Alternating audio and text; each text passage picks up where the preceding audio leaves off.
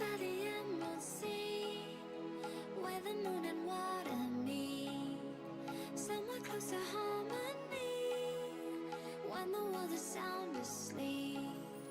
Something's gonna bring the change, journeys we are meant to take, something at the edge of space, calling us to fly away.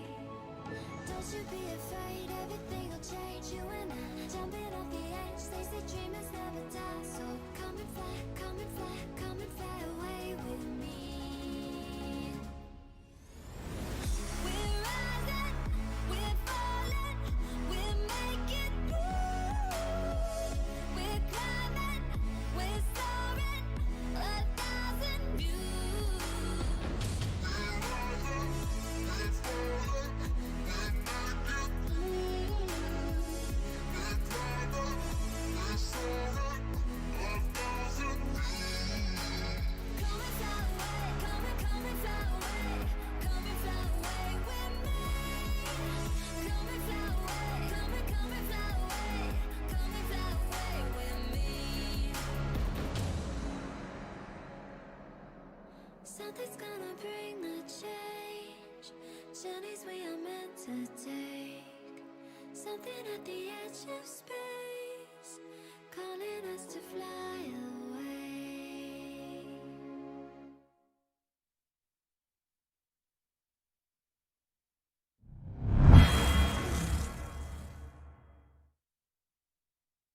American 496 to report the river. American 496 to clear by for visual room 1 approach 199, so far.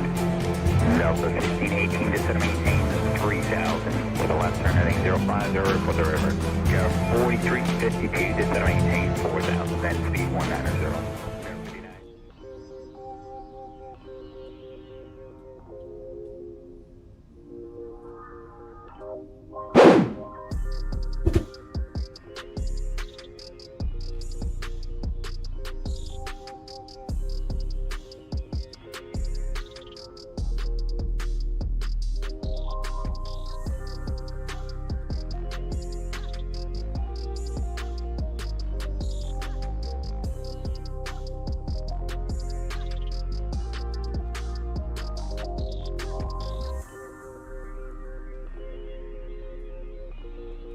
Salute, salute, salute. What's going on, family, friends, and fellow enthusiasts? It is your boy Leo.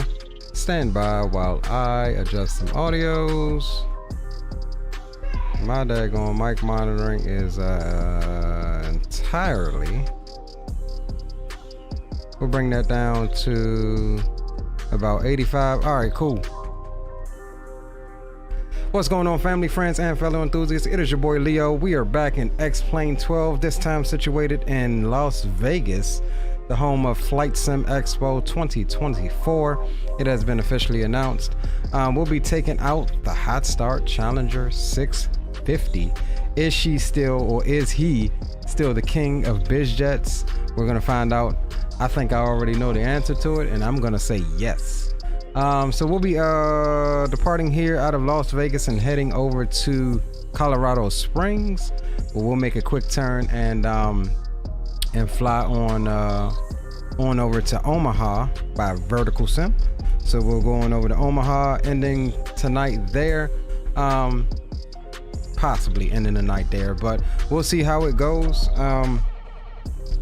So for this first quick little briefing here, we'll be cruising at flight level 410, taking on a block fuel of 53 or correction 5.3 on the fuel, and it's a simple one right departure. We'll change that to one left since we're on that side, and should be a block time of about an hour and 45 minutes on this first leg, and we'll do everything else once we get up in the aircraft. This is a new airframe, so we got to go through the chingasos of getting it set up. If you guys are familiar with the Challenger, it is a very in-depth aircraft as far as, I mean, everything from the walk around and everything. We're not really going to do a walk around, but we just have to prepare the aircraft for the flight. remove all of the pins and things like that. Before doing so, let's jump in chat. D-Champ's in the house. Jill's in the house, says, what's popping? What's going on, bro? Aviation Geek, what's going on? He says he feels some butter coming down the runway. Hey, I hope you're right, bro. We still trying to get our feel back in XPlane. You dig what I'm saying? So yeah, that's all for the no times as of right now. We'll get you your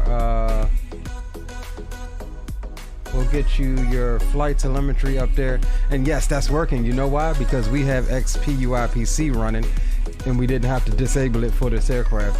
That was a shot at IXCG. And so yeah, we're gonna get this thing started, and then we're gonna put some football on the other screen. My team won 30-10, Cowboys Nation. So talk your trash in chat, whoever you like. Anyways, yeah, so I think we're about ready, boys. Everything is looking good. Stream is looking good. Excellent condition there. And so yeah. All right. First thing we're gonna do, we're gonna go ahead and walk up to the aircraft. You see, we got all the flags and stuff going. He said he thought this was Microsoft. It looks like it, doesn't it? It's pretty good, huh? So we're gonna if I can remember how to, there we go.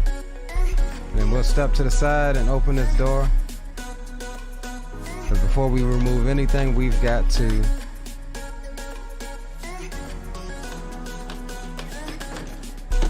do a couple things. We'll get the tunes down until we get up to cruise, and then we'll go ahead and board the aircraft. I do really love this aircraft. I mean, this aircraft is pretty dope. So let's sit down right quick, and then because it disables X camera, we will go into our X camera right quick and select our profile, and we'll recenter the camera. All right, so a couple things we need to do here. We won't be using the AVI tab. We've got our external tablet here, so we can turn those off. All right, let's go through the menu. You can do this in the FBO before you come out to the aircraft, but I don't really like to, so we'll go through the menu here. Ground services, we'll get the AC generator, which is the ground power unit, on right quick, and then we will we'll get everything set out there, and then we'll come back and call for fuel and show you how to do the fuel in this aircraft. It's pretty dope. A little bit of calculations needed. Damn it, why did I do that? Let's go here. Alright, so we're waiting. Alright, so we do have external power, so we'll go ahead and come on to the battery. We'll get nav lights on, and we'll go external power can come on.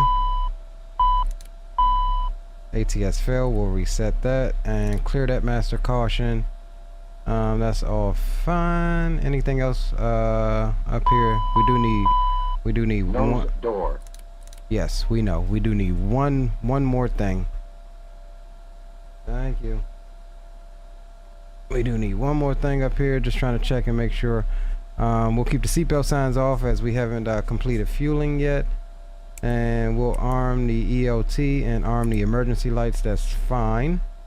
Other than that, the only other thing we need to do right now is to come on to the hydraulic pump 3A, and that'll give us hydraulics to open our nose gear door, which is already open, but we'll need it to close it as well. Captain Geo's in the house. Fly Heavy Air is in the house. What's going on, fellas? Welcome aboard. All right, so we've got that started. Let's jump back up right quick and run back outside, do a little quick walk around, remove our pins. If you haven't purchased this plane, you ought to, because it is still very good. So let's get our pitot covers off like so. We'll come around to this side, get our pitot covers off as well. Be a very bad day if you forget to remove those. Quick walk around down the right side of the aircraft. We'll grab our gear pin there. If you forget to remove those, your gear will not go up. And we'll walk around here. Everything looks in good condition there. Check out the engine. That all looks good. Tail section. Very, very sexy tail section. That thing looks ugly in the middle of the daytime. Thanks, green light. Tail section is all good. Left engine. Look at the reflections, the PBR reflections on that thing. That looks freaking amazing. And I said we wasn't going to do a walk around, but we did one anyway. It's all good. All right, let's come down. Damn, look at the leading edge of it. Absolutely bonkers. All right, crouch down. Let's grab this this gear pin. That's cool. And then we'll go back over to the front here. And we'll need to crouch down and get up in the nose gear door. Remove these gear pins as well. And we'll back on out of there. And then now we need to come over to this little panel here and click this switch. And that's going to close our nose gear door like it should be. Cool. So external walk around has been completed. Everything is in order. And we'll get back on the aircraft here. Let's move that right there. There we go. We'll get back on the aircraft, come and have a seat, re-enable our track IR. Baby. Thank you. And there we go. All right, cool. So everything is set there. Let's go ahead and get some fuel. We'll call the fuel truck on our own. We'll go interior refueling panel. Now there is a panel. That is the interior refueling panel there, but versus getting up out of our seat, we'll just do it from here. And then we'll get up, what else do we need? The refueling truck. Now if you do this from the FBO, then the truck will actually pull up. I don't know that it'll pull up with just using the pop-outs like this, but it's all good. We don't need it to pull up. All right, so we're taking 53.35 on the fuel. So we'll need to do a quick conversion here. We'll grab the calculator and let's see, 53.35 divided by 6.7 gives us 796.2. So we'll just say 800 gallons of fuel is what we're going to want to put in. So we'll go preset mode. Jet A weighs approximately 6.7 pounds per gallon. Is how you get that number there. So we'll put a preset here for, what did we say? 800 even. That gives us a little bit to spare. All right, cool. 800 even. Now how do I, okay, enter that. And then we'll come down here, turn the fuel panel on, and we'll open up our wing tanks here. Actually, see, I'm about to mess up again. All right, stand by. We got to recalculate this. I did this the other night. 53.35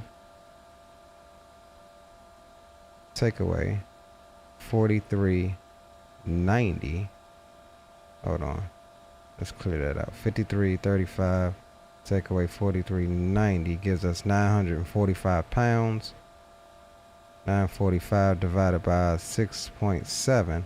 So we really only need to add 141. So we'll do 145 gallons of fuel because we have a total fuel already in the aircraft of 43.90. So we'll say 145 is what we need. Yes, we do. We definitely need Challenger and Microsoft. Alright, so we'll call up for 145. That's fine. We'll enter that, and then yeah, we're good there. and fuel is flowing. So it should automatically stop at the preset thing of 145. We'll let that go. We'll put you just at the top, and how do we want to do this? Let's make this smaller and put you up there, and we'll make you smaller as well and just set you right there for the moment. All right, cool. So we can keep an eye on that. Anything else we got to do housekeeping wise? Yeah, I guess we can come down here to the FMC, and then we'll go we'll dial in 122.8 and boom boom on the backup. Then we'll come over here, we'll go where is it, index, pause init. We are at Vegas, okay, KLAS.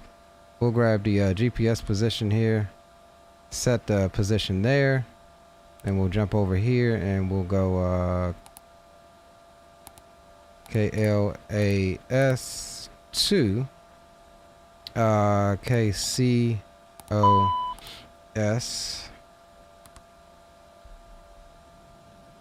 And what was that just dinged us? Passenger door is open. Alright, nothing serious. 5260. We're looking for 5335, so we'll need to add a little bit more fuel here. Oh, it's still trickling in. We'll let that trickle in before deciding to add any more. All right, cool. So we will execute that, and then we'll come. Gary Shepard, what's going on, my friend? Welcome aboard. Mr. Gary Shepard's in the house. All right, so we've got that. Let's go to departures and arrivals. No ATC at the moment over here, so we can do our thing. Let's pull up our SimBrief OFP again. Alright, so we're gonna do one left, and there's one thing I wanted to change because I want to test something out right quick on this leg at least. We'll come here and we'll go here and we'll turn that off, and then let me come here and make sure. Alright, let's try the XPlane live weather right quick. Alright, cool. I just want to see, because I've been meaning to test, because you can use the XPlane live weather with Visual XP. So I wanted to do that on this leg and see if it's much difference. Okay, so we're doing the Gigabyte 2 departure trucker transition out of one left. So we'll say, why does it only say the Gigabyte 1? Alright, we'll execute that, and we'll step over to the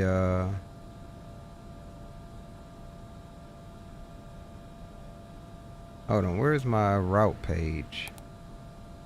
Oh, here we go. Alright, cool. So then we're going direct DVC, Delta Victor Charlie. Drop that in. Then we're jumping on Juliet 146. Drop that in, and exiting at Hotel Bravo Uniform.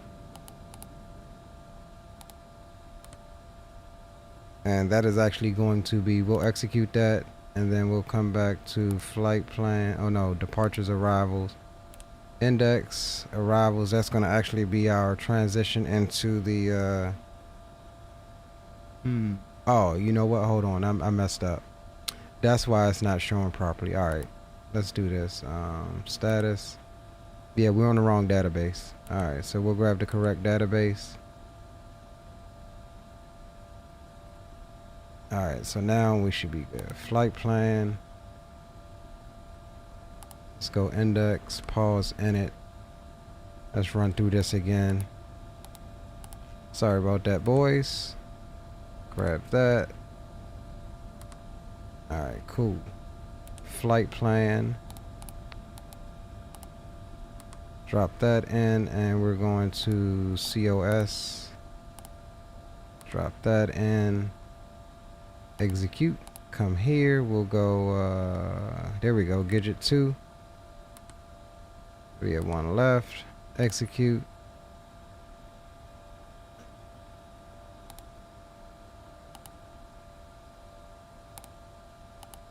And then from there, Delta, Victor, Charlie, and then J146, exiting at HBU. Alright, cool. Execute that. Come back to the departure arrivals, index, arrival. We're looking for the this one here, HBU transition, and we're expecting a 1-3. Let's see what we got here. Is there not a 1-3? There's not a 1-3 in here.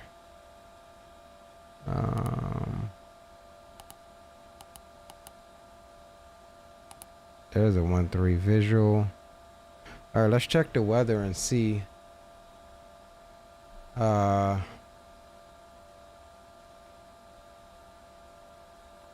Roger that, Geo. Me too, bro. Hopefully by the end of the year, I'll have that joint all set to go. Definitely got to book Vegas early. All right, let's see what we got here for possible weather and approaches for Colorado Springs. 140 at 12 knots. And let's see if we have an ATIS.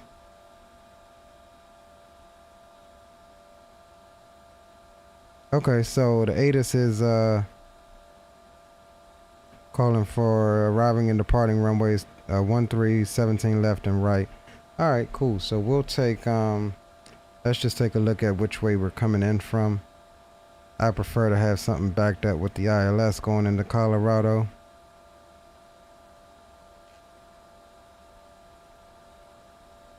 So let's get rid of this.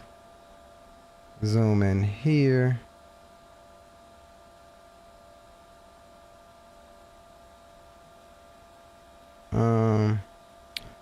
Let's see where the parking facilities are, and that'll determine general aviation parking. All right, so we'll do 17 right. That'll get us closer to our parking area. Yeah, we'll do 17 right. That's fine. So we'll select that here. Let's see, where is it at?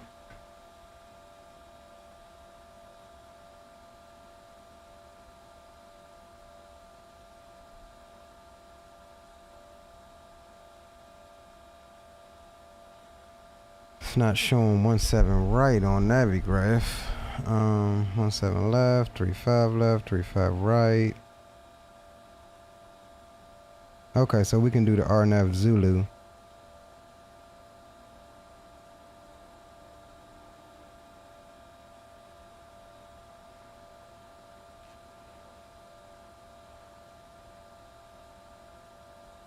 All right, we'll do the RNAV Zulu with the final transition, because all of the other ones are too far out. All right, cool. So we'll come here and let's see, RNAV Zulu 17 right, and we'll just execute that. No transition. We'll do vectors to final, and we'll execute it. Jump over to the legs page. Just take a quick little look here. We've got Las Vegas traffic Southwest 3713 taxiing to runway 1 right via Charlie Delta. HBU. We'll leave this one in because that's into our approach. Las Vegas traffic, TBN 00 Bravo, 3 miles to the north of Las Vegas Airport. And tracking for a left downwind to join the 12 left ILS into North Las Vegas. All right, cool. So that's good. Let's see, what else do we have? 5370 on the fuel. So we're good there. Oh shit. We're not good. How do we transfer fuel? I don't know how to transfer fuel on this thing. I tell you what we do. We're just even it out and take some more fuel. Let's see.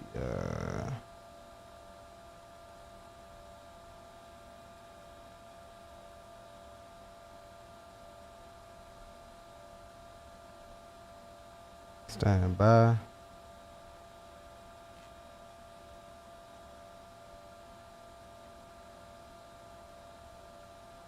Alright, so let's do this. Let's go preset,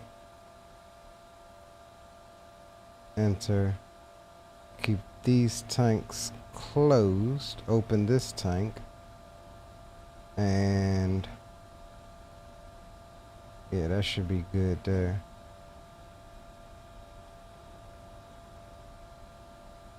And that should flow in that tank. We'll just top it off. Well, not top it off, but even it out. Yo, what up, Captain Will? Welcome, welcome. McSlamon's in the house. What's going on, bro? Good to see you. All right, so all of that's good. We made a little fuel error here. Didn't have both of the things open. I'm not too sure how to transfer fuel on this thing, so we're just gonna even it out.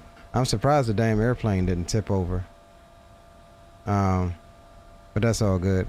Alright, let's go. What else do we need? We'll come to index. We already did pause in it. Yes. Alright, we need perf. Alright, let's see what the temperature here is.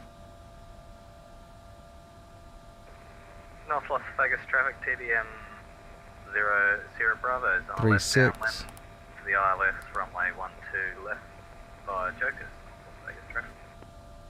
Let's see, jump over to the second page here. Perf in it.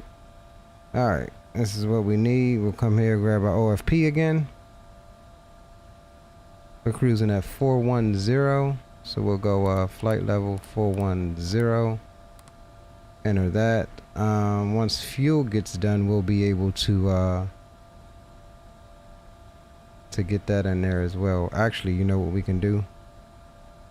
Let's grab our 0 fuel weight here.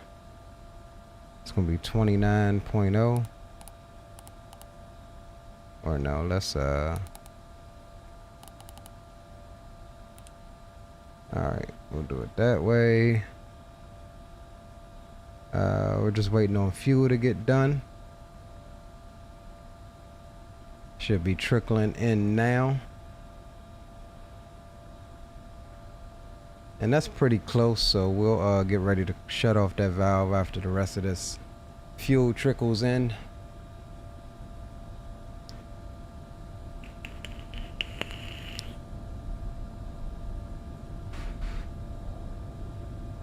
And then we'll be up and at 'em in less than 10 minutes here. Alright, so I think we're gonna be good to go. Close that fuel valve and we can turn off the fuel panel there. And we will finish. I don't know what's supposed to happen if I hit finish. Okay. And let's just check at what we got. 6340. Alright, cool. So we'll go 6340. Drop that in. We don't have any steps up or down, do we? Nope, just straight up to 41. That's fine. Let's come over here. Okay, so cruise wind, we're looking at the average wind of 259 at 44. So we'll put that in. And then do we have a... See if we get some climb winds here. Where are my winds? Where are my winds? I hope everybody's had a great weekend. Alright, Vegas climb. traffic Southwest 3713, departing runway 1 right at Las Vegas on the Riesler. Say 221 or 25. Las Vegas traffic CBM 00 And then for Bravo. descent, we can do an average, let's see.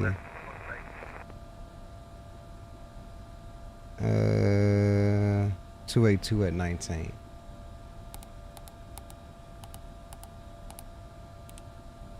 Alright, let's see what's on the third page here. Reserves is going to be off, so we'll just leave it at 2,000. Taxi, we should be using roughly, where's my taxi? 300 pounds. Alright, cool. So we'll execute all of that jazz. Let's see, VNAV, done that. Go to takeoff, one left. Let's grab our wins here again. Let's actually get it from VATSIM. And cross check those. 230 at 5 knots. We should really probably be taking off the 26s, I guess. Yeah, we might what is that, 26 or 24 or something like that.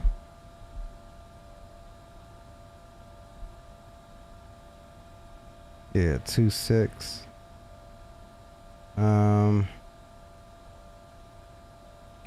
Let's see, they're saying, yeah, 220. Alright, let's change it up. Let's go off of well, 5 knots ain't that much, so. What's up, retired firefighter? Welcome aboard. Yeah, we'll keep what we got for simplicity's sake.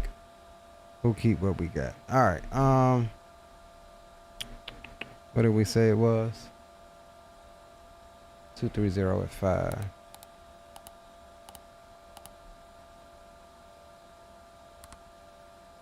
Alright, cool.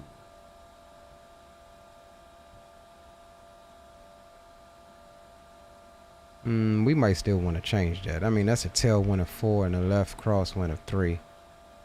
Yeah, let's change runways, boys. Let's not do that. Traffic PBM 00 Bravos. Let's go departures, Gidget 2 North Las Vegas. on 26 right. It's a longer taxi for us, but and we'll execute that. Let's go to the legs page here.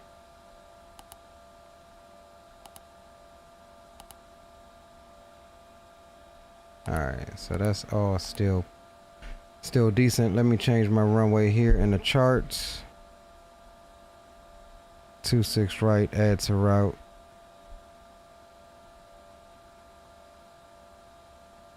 Alright, yeah, that's gonna be better. Alright.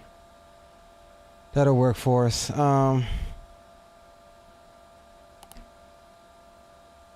Climb thrust, that's fine. Where's my I'm looking for my takeoff speeds. Here we go. We're gonna do 2.4. Gives us 5.6 on the trim. Alright, 118, 121, and 129 are our speeds. We'll send them.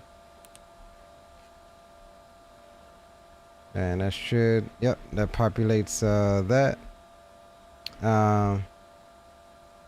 Alright, so a couple of little things I gotta do right quick since this is a new airframe, and then we'll be ready to start APU and get out of here. Let's see here. We want to go menu. We want that. And then we want to come down here. Let's see which one we want. That one. FMS1, range 50, bearing source. We don't need that. Back out of there. Config, we're looking for inches. That's fine. Back out of there. Overlays. We'll do weather and traffic. And then let's see, map symbols, references. All right, cool. So that's set on my side. And local altimeter was 2987, so let's set that now. And let's make sure that that's set on both sides.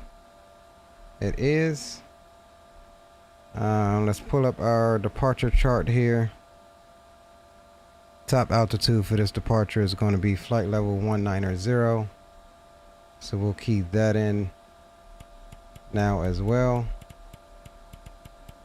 for our initial altitude here.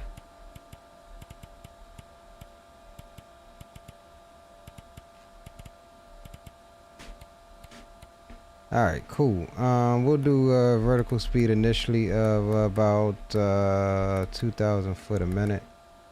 That's fine. Runway heading is going to be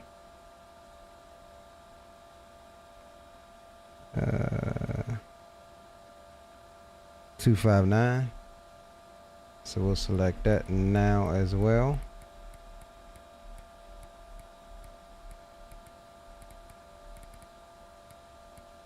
Alright, 259 is set. V speeds are set. That's all good, all good, all good. And we'll arm the nav once we get rolling. Alright, boys. So we're all set. Let's go ahead and get the APU up and running, and yeah, we'll be able to get the hell up out of here. And let's jump back in here. Let's see.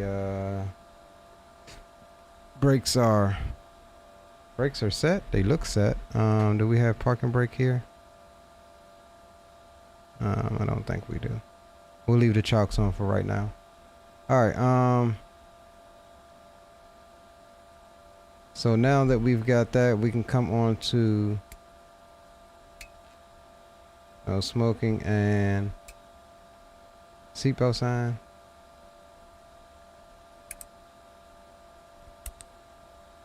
All right, let's where's my okay APU power and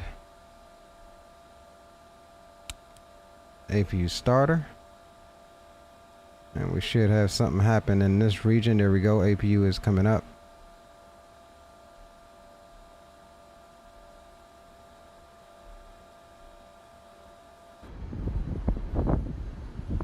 So I do have the exterior sounds turned down because this plane is really loud. So what we'll do is let's go user settings, audio. So we'll bring them back up a little bit, at least until we get the engine started.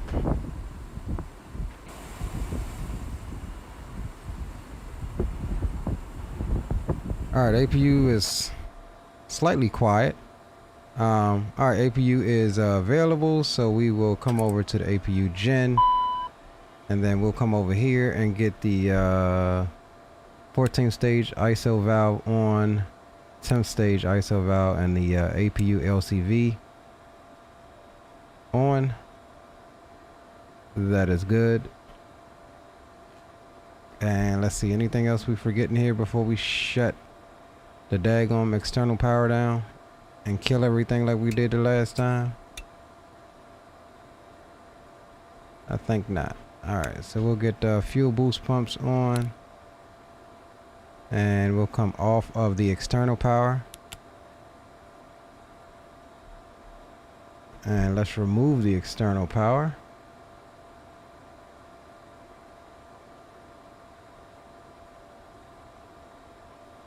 Alright, cool. Everything's looking good there. Let's go ahead and jump up, button the doors up, and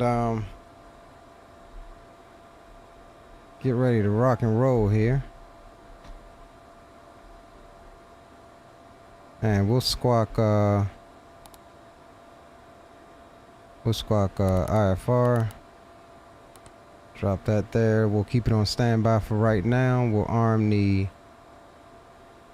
in a minute. Alright, everything else looks good, boys. So let's pause the X camera and we can jump up. Get the doors shut.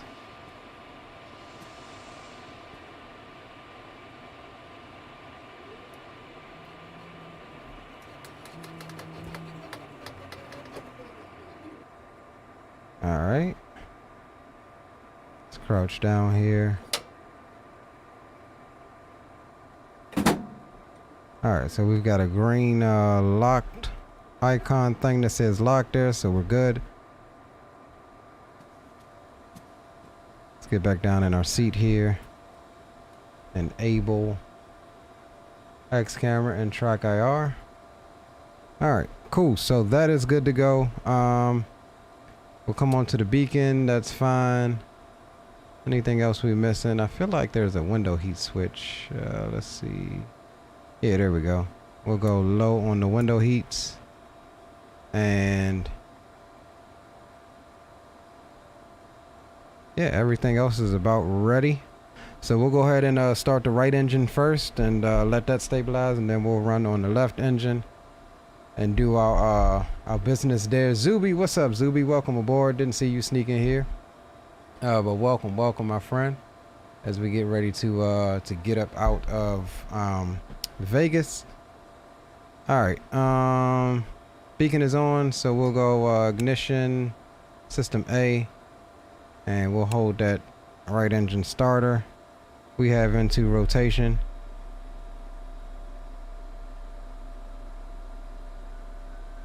And we'll release the starter, looking for 20%. There it is, and coming to the idle detent.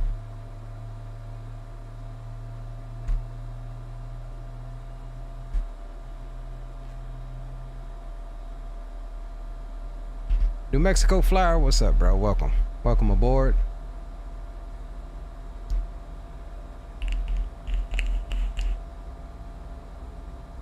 North Las Vegas traffic PBM 00 Bravos, crossing runway 12 left and right, and taxiing for departure to the east, North Las Vegas traffic.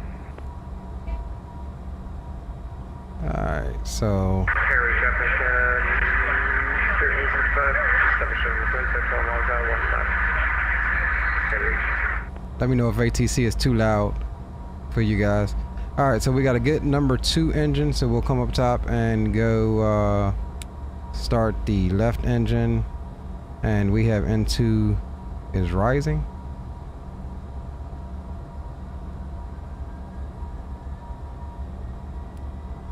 Here's 20%.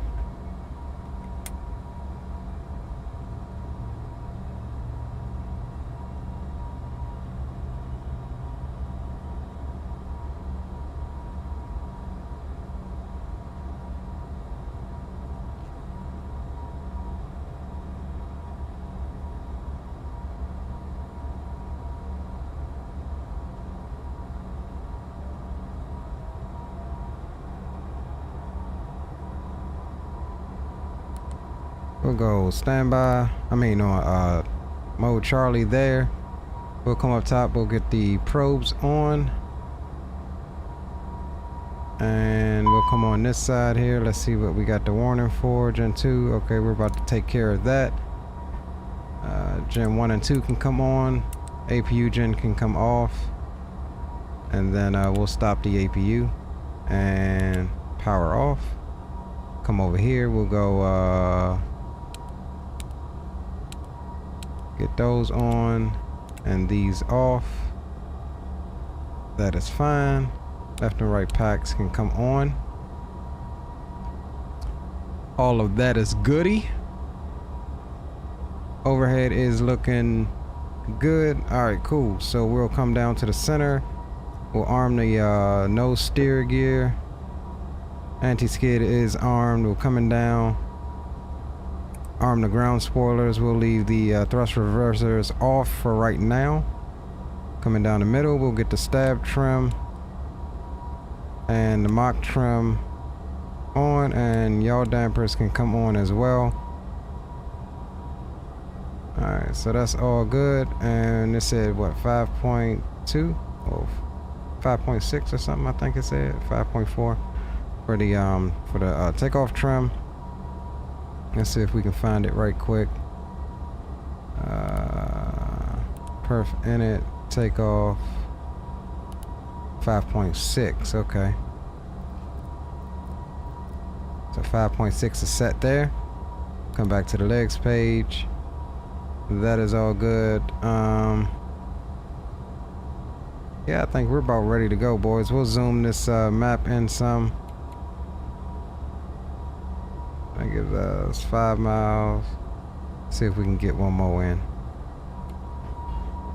Alright, cool. Let's get the chalks off. Since we didn't do it from the outside, we'll come here, get the chalks off. And just like I thought, the parking brakes wasn't on. Get the Spirit coming in.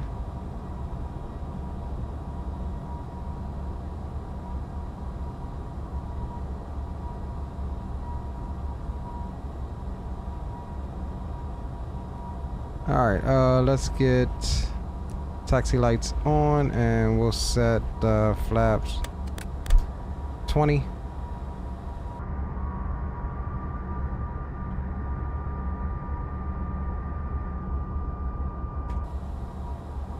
Is that flaps 20 or is that flaps something else? Okay, yeah, flaps 20.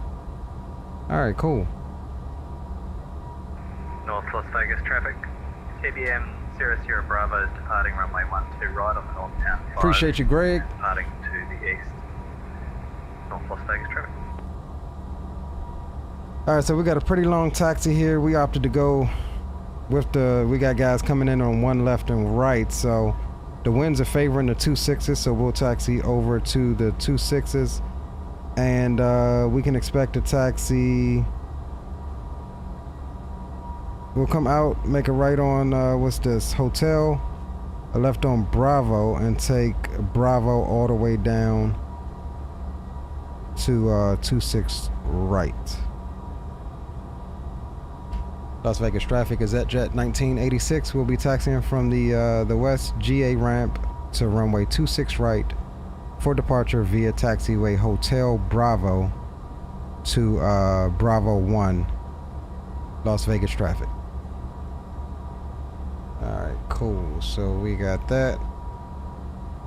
Parking brakes can come off. And I think we can go out to the right there. That's Hotel.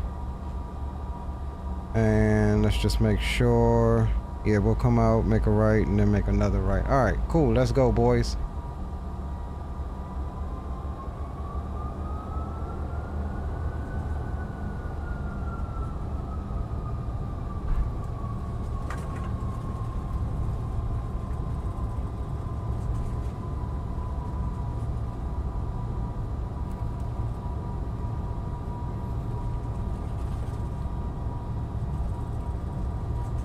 Spawn and Selma's in the house. What up, big dog? Welcome.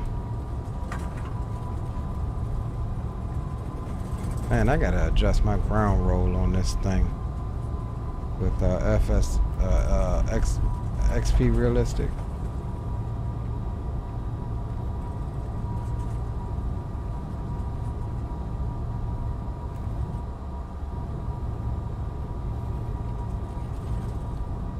Yeah, it's got us with the random.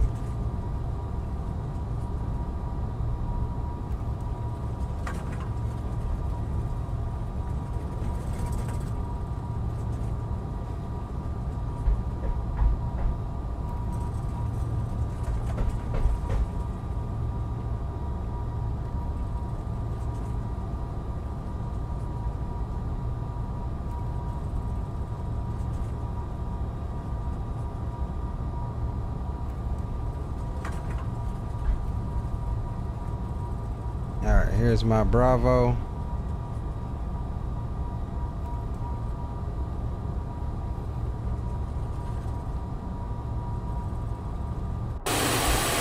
Ooh, sorry boys, I forgot I turned the exterior sounds up.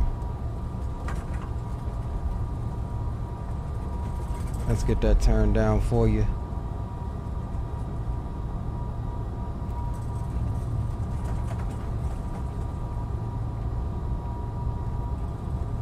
Oh, hold on.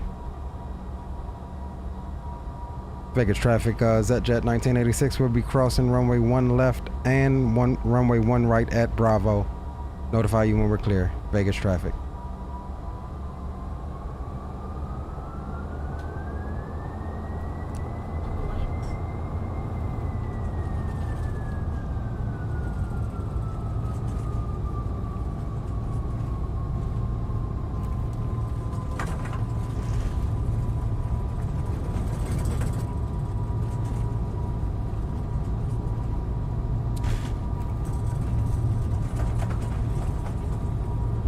Alright.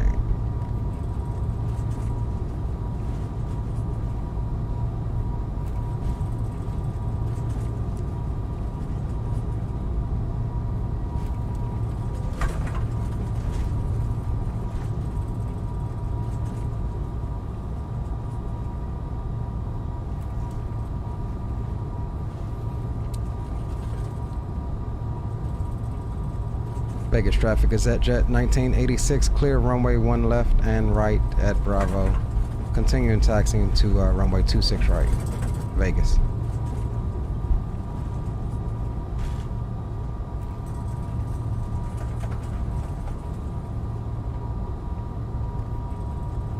Vegas traffic United to 495.737 at the Riders to arrival for the ILS 26 left. We'll report established for the ILS 26 left, Vegas traffic.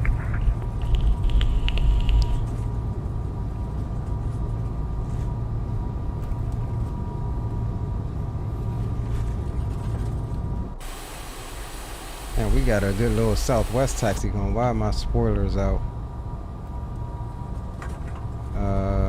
Because we got them armed, that's why.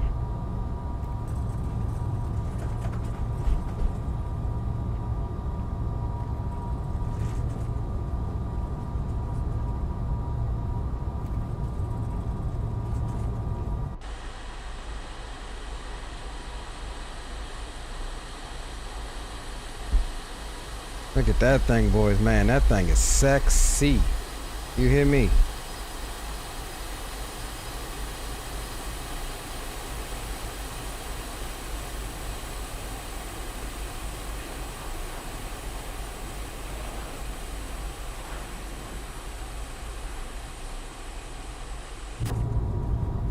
I was gonna say, how much you want bet we off center line on this one?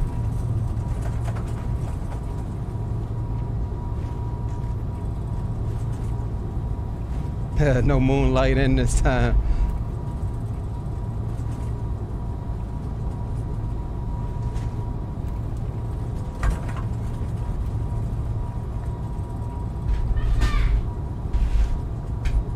Greg says, looks amazing. Appreciate it, my guy. It does.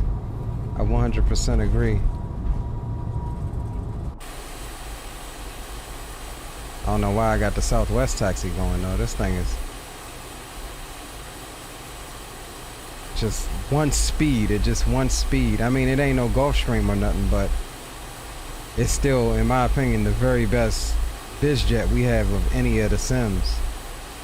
Like, you can't beat it. Somebody's gonna have to frickin' cut half of one up and set it in my living room to beat this this plane here. HotStart has been one of the very best GA developers.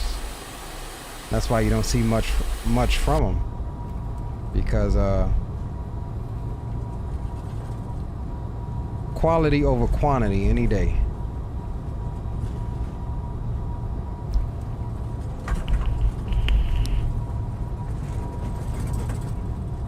Clive says, ow, that's a sharp bird. I'm telling you, bro.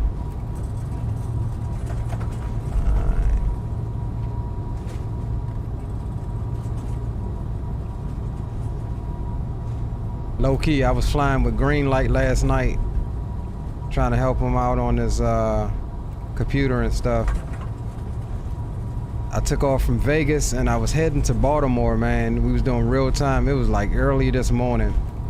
And I got to thinking, I was like, man, I'm not even gonna have a night arrival. It's gonna be morning time because the sun was already coming up here. We had been up all night, and I caught the sunrise over the Midwest and was like, man, I don't really have it in me to stay up another 3 hours, 2.5, 3 hours to get to Baltimore.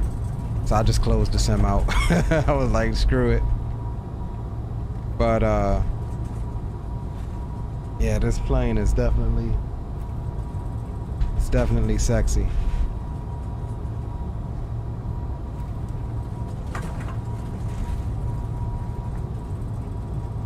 Las Vegas traffic, TBM 00 Bravo is overhead for Las Vegas KOS. This time turning eastbound, passing 12,500 for flight levels Las Vegas traffic.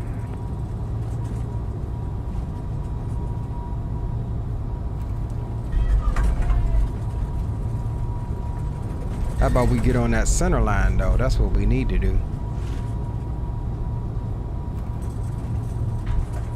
She's really wanting to taxi fast on this one. You'd have thought we was in a damn turboprop.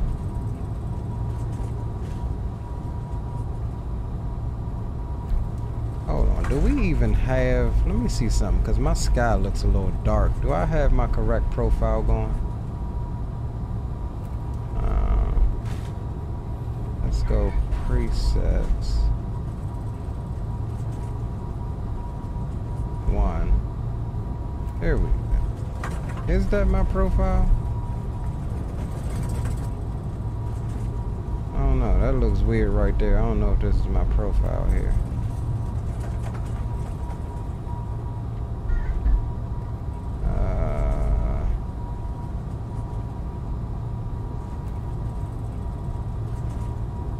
Oh no.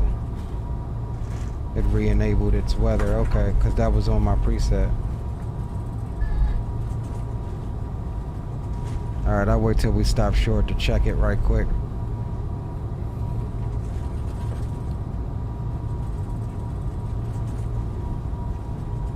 Hey, because I thought my sky was dark. Like, hold on, this ain't my preset.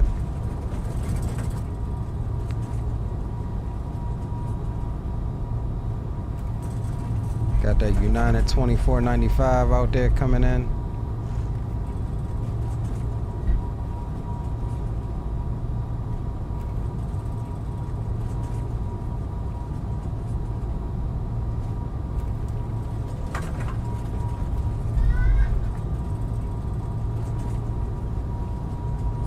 Vegas traffic United 2495, Boeing 737, 10 mile final, runway 26 left, Las Vegas traffic.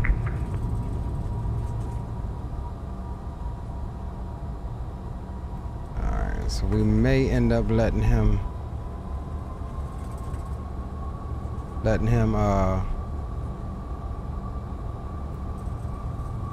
we'll hold short right here for a second, see if we can get this done before he gets to a 5 mile final.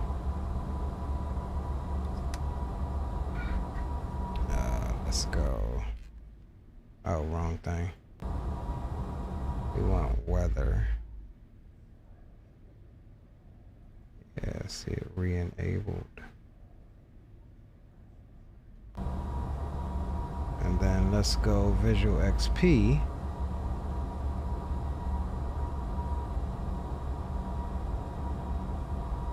Turn that off.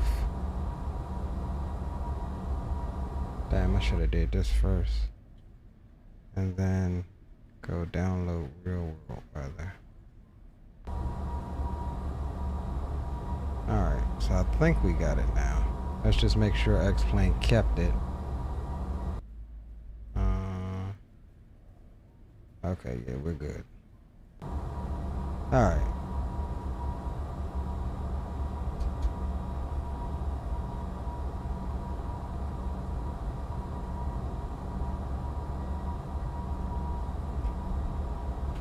Vegas traffic, BizJet 1986, holding short at Bravo 1 for 26 right for arriving traffic. Vegas traffic. Oh no, he's on 26 left. United 2495, you coming in on 26 left or right? 26 left, sir, 3 mile final. Okay, delay my last on that. Vegas traffic is at Jet 1986 lining up on 26 right for departure. We'll keep out for the arriving traffic. Vegas. Alright, so let's go pulse them. That's all good to go. Parking brakes.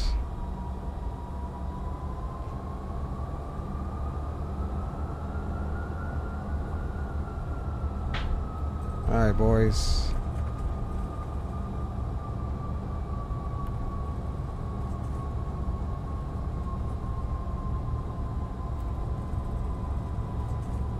Togo's in chat if you got him.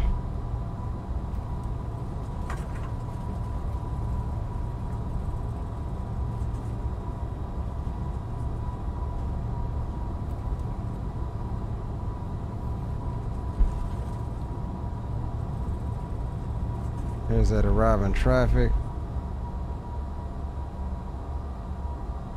Alright, let's see. We've got nav armed. Vertical speed. We'll start in vertical speed. Now we got to do is arm the ATS as we spool them up. Forward pressure on the yoke.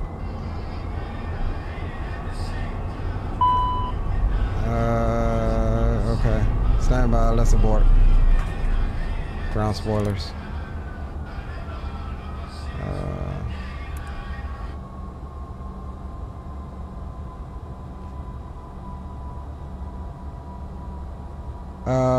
Okay, ground spoilers armed, and we'll arm the reverses as well. Alright, let's go.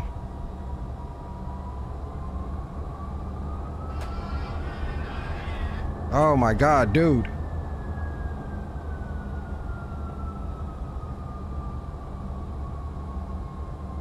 Alright, my bad. I had to turn that down for that get us a copyright on this stream.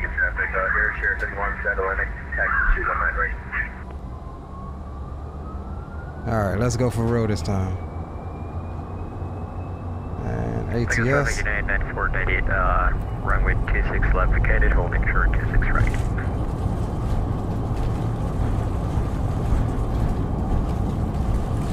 Airspeed is alive. There's 80 knots.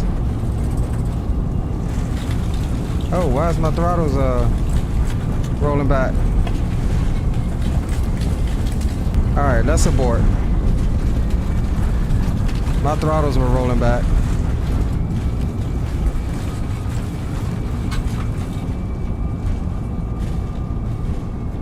And Vegas traffic is at Jet 1986. Aborted takeoff. We'll be taxiing back to 26 right on Bravo. Vegas traffic.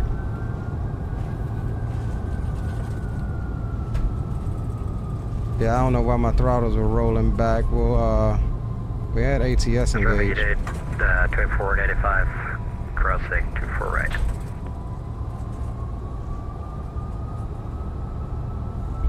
Hey, we had a couple go-arounds the other day. Now we had an aborted takeoff.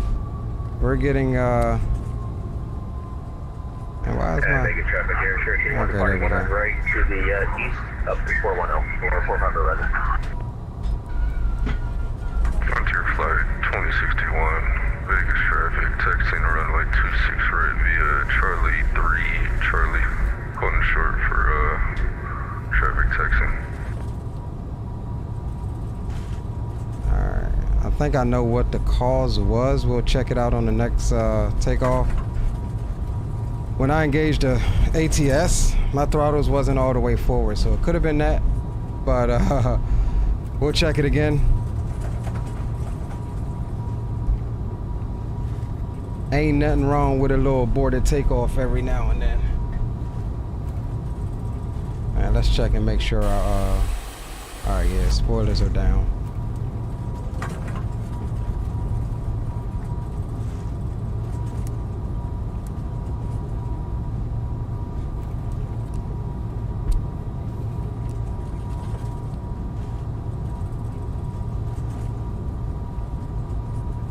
Yeah, that was definitely a rip. Could have been worse. Well, I tried Aviation Geek. I tried to put the throttles all the way forward, but they were still rolling back. So there's no way I could take off with power reducing itself. So that is why I chose, based upon that is why I chose to abort the takeoff. And I think I see something else that that I didn't realize was connected directly to what we just experienced, and that's my speed bug here. So apparently this is auto throttle is going for this airspeed, but I thought it said N1, so we'll bug this up to we normally do 230. So we'll bug up to 230. And we've already reset the ATS, so that should be functioning. And we'll give her one more go. It's a shorter leg, so we can afford some a little bit of screw ups.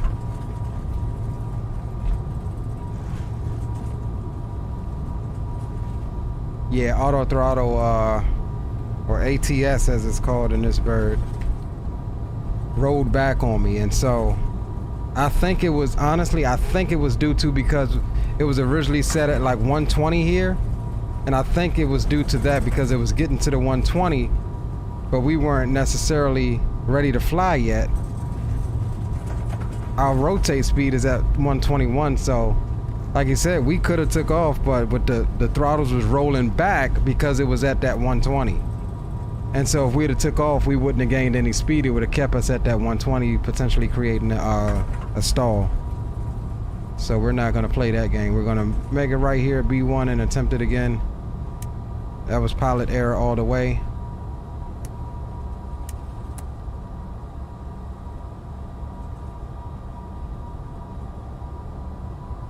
Vegas traffic, ZJet 1986 is lining up on 26 right for departure on the Gigabyte 2, departure to the east. Vegas traffic.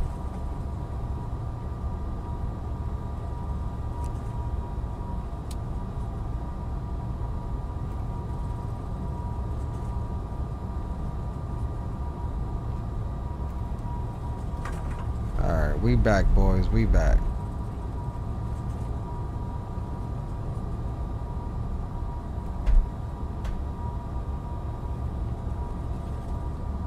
There's a Frontier flight behind us. Alright, let's see. We got our bug up, 230. Vertical speed, nav is set. Ground spoilers are, let's see. I think this thing puts those things out. Yeah, it puts them out. I don't know why it puts them out in ARM. So we'll go auto. Yeah, see, they're down now. We're not going to make that mistake.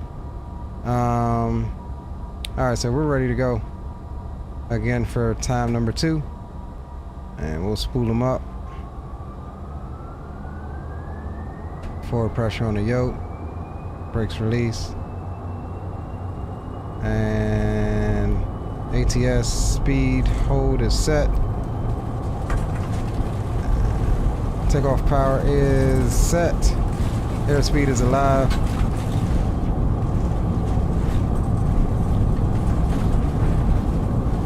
Here comes V1. Rotate.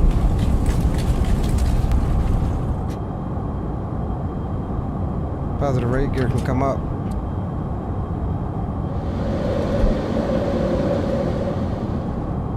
Vegas traffic is ZJet 1986 is clear of 26 right, departing to the east on the Gigabyte 2, final call, Vegas.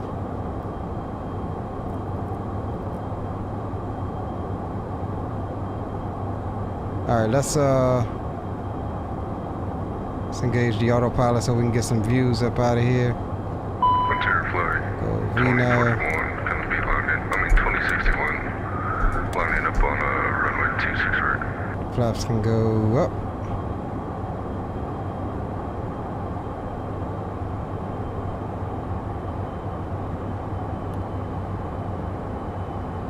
Alright, vertical speed is off. VNAV is on.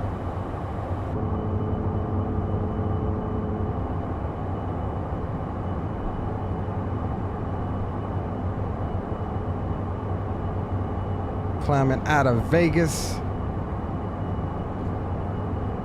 Should have a right turn coming up. Back alongside these mountains here.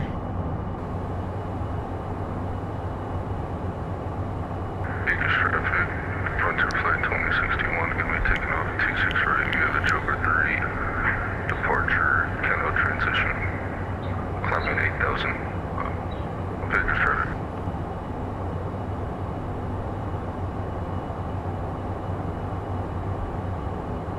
Alright, so we good to go, boys. All in, sir. I have 1-1 duel. Y'all at it already. We ain't even opened up the boom room yet. Alright, so we can go ahead and bug on up to 250.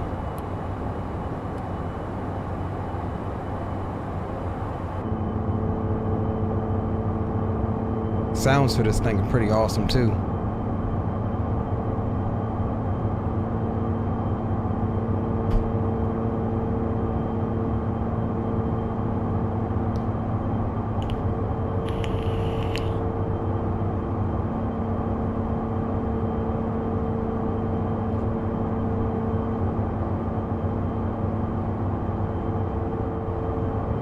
Is the game sound too loud for you guys? Because I can come down a little bit on that.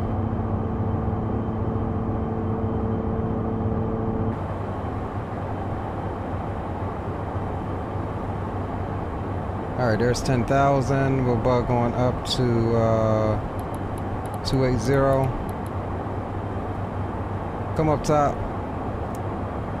Landing lights can come off. And inspections off. Frontier Flight 2621, climbing via the Joker 3 departure. Current flight level 4,000, climbing 8,000. Let's go. See you. See ya. Cool. We're looking good here. As the aircraft increases speed to 280. We'll come down and disarm the ground spoilers and the reversers.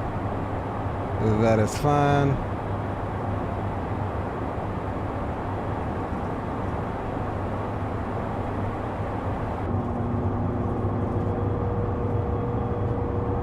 There's that Frontier flight that took off back behind us.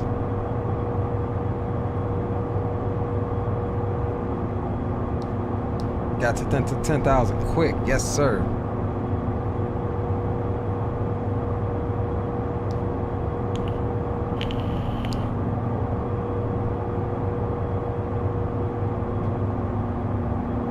All right, boys, that's 10,000. Boom room is open.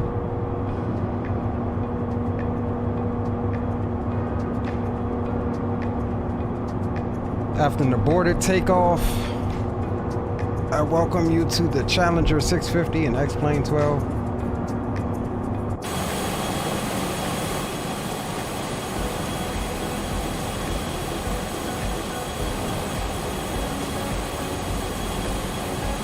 And we'll get rid of this.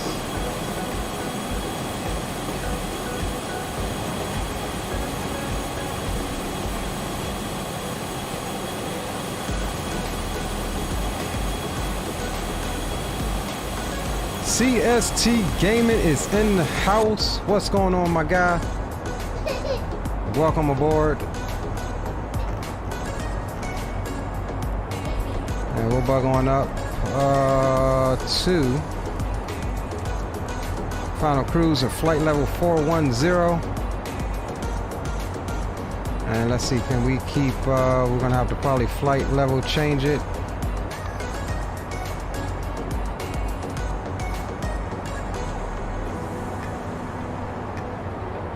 All right, heading on up. Let's go standard on the altimeter. And we're gonna get her on up there. Trying to figure out what's up with this daggone wobbly back and forth. Is it XPlane weather?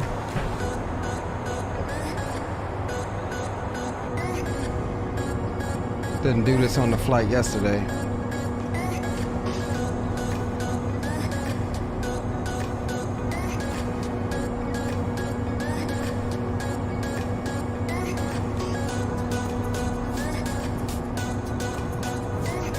don't know that I like it. Let me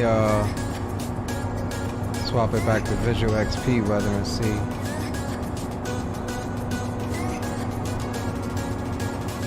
Alright, weather will be fully applied in 2 minutes and 50 seconds. And that should have swapped us back over to manually enter weather.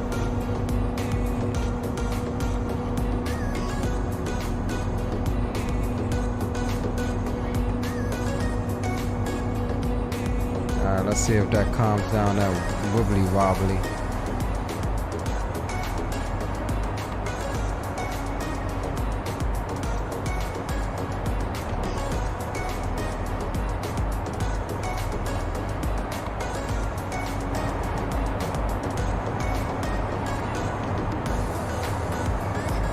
Yeah, I do use Track IR and XPlane 12 CST, and I also use X Camera, which handles Track IR a lot better than just XPlane itself. So if you're looking into trying to get it working, I would suggest picking up X Camera because you have more fine control over it with X Camera. And so if I open up the X Camera, once you make your views, you just enable Track IR there instead of in the XPlane settings. It works a lot better.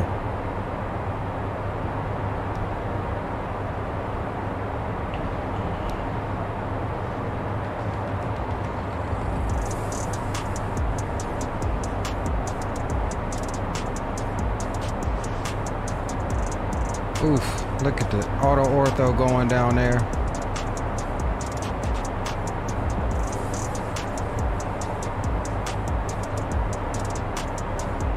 Okay, roger that, CST.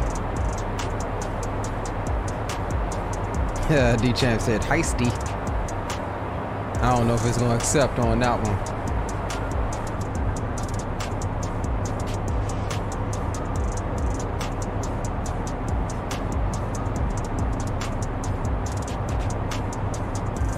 Wind's a little windy up here.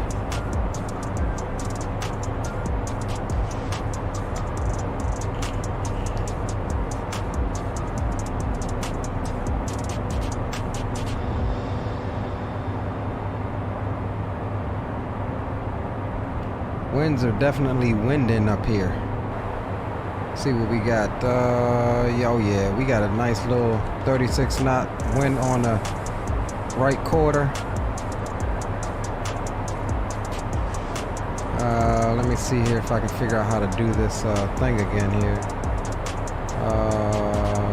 What is it? MFD data.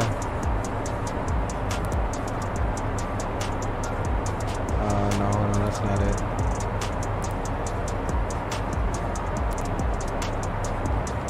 That's not it.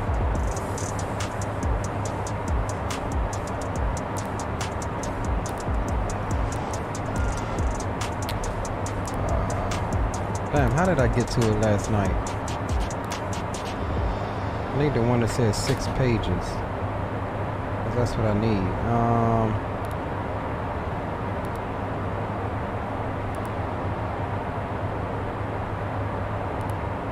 I need...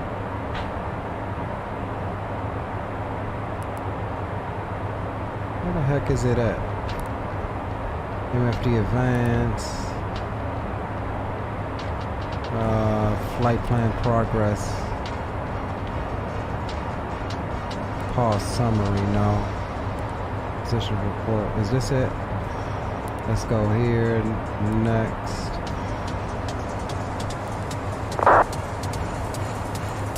No, that's not it either. Let's see. Where is it at?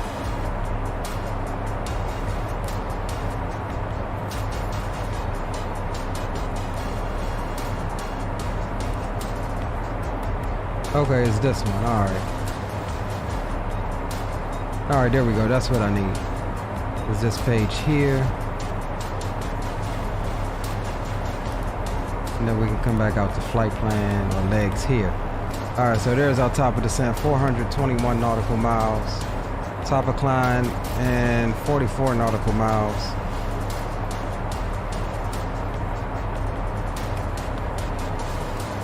Coming through flight level 320.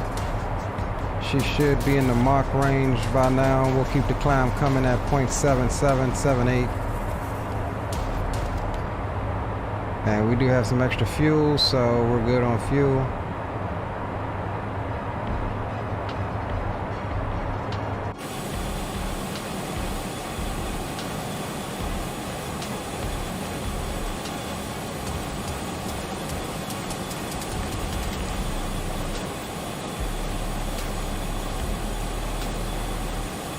Make sure y'all drop that like as you're coming in. And as always, if you're here and enjoying the content for the first time, consider subscribing to the channel. Trying to get ourselves to cross that 1,000, that 1K threshold.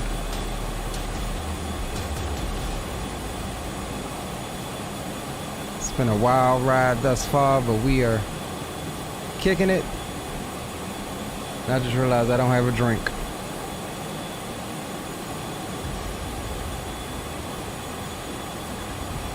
Oh, we still got some post lights on.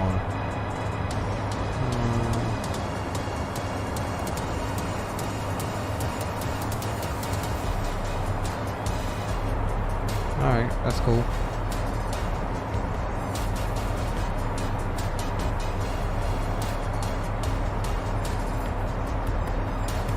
I don't consider subscribing. I'm new here. Stupid. Let's get a flyby. We ain't get one.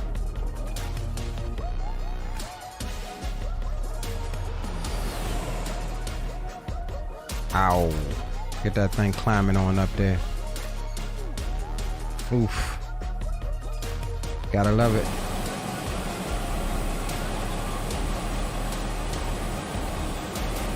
Gotta love it, boys. Look at that sexiness there. Oh, fat, stubby girl, just like Aviation Geek likes them. Wide body.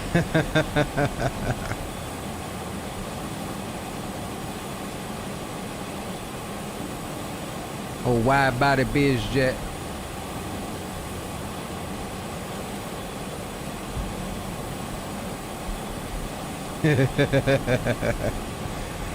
Just like Aviation Geeks likes them.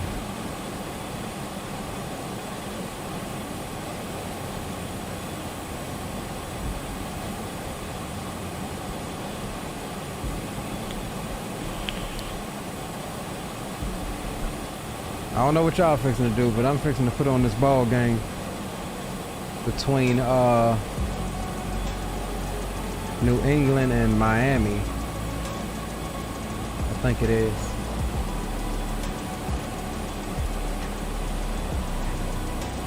Hold on, I'm gonna have to come here.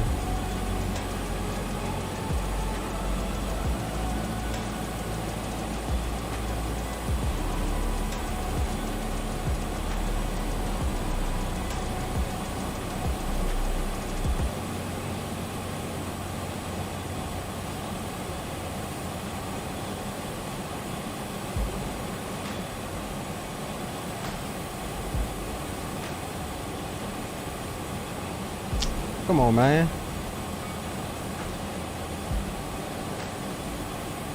Alright, let's see. Live. I'm sure you'll find that here. Ah! Sorry about that. I had to scream because it was something else.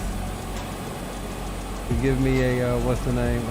Let's see, what channel was it on?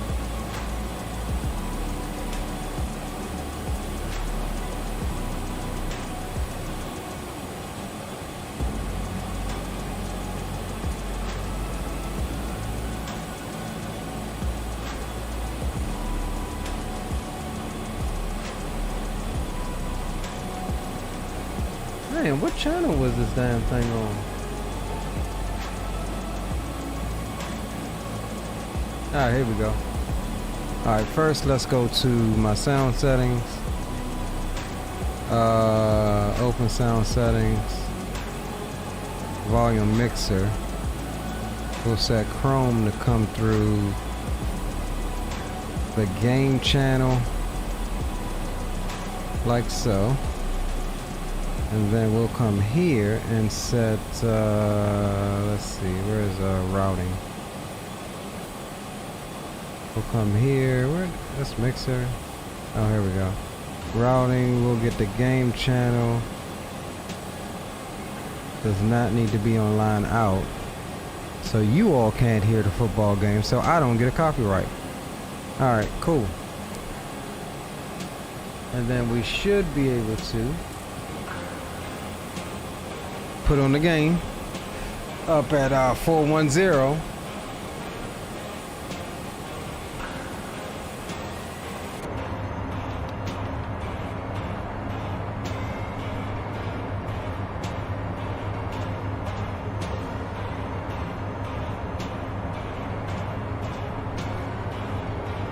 Alright, so we're doing pretty good.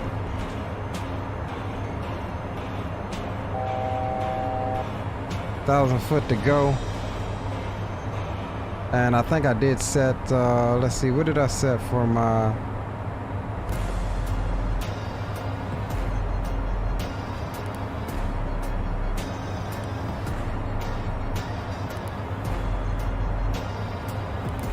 Oh, I don't think I can change it now, but we can manually do it. No worries. Oh, hold on, here we go. 7.2. I know we can make 8.3. We'll execute that. I think we can make 8.5. Yeah, we can definitely make 8.5. We'll let that increase. Just about 500 foot to go.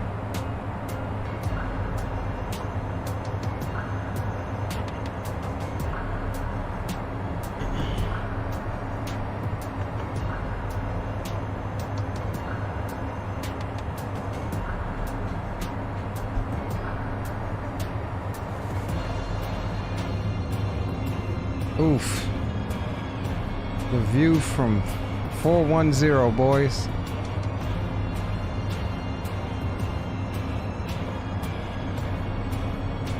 The view from 410 as we level off at flight level 410, we'll bugger on up to 8.3 and just let her slowly increase.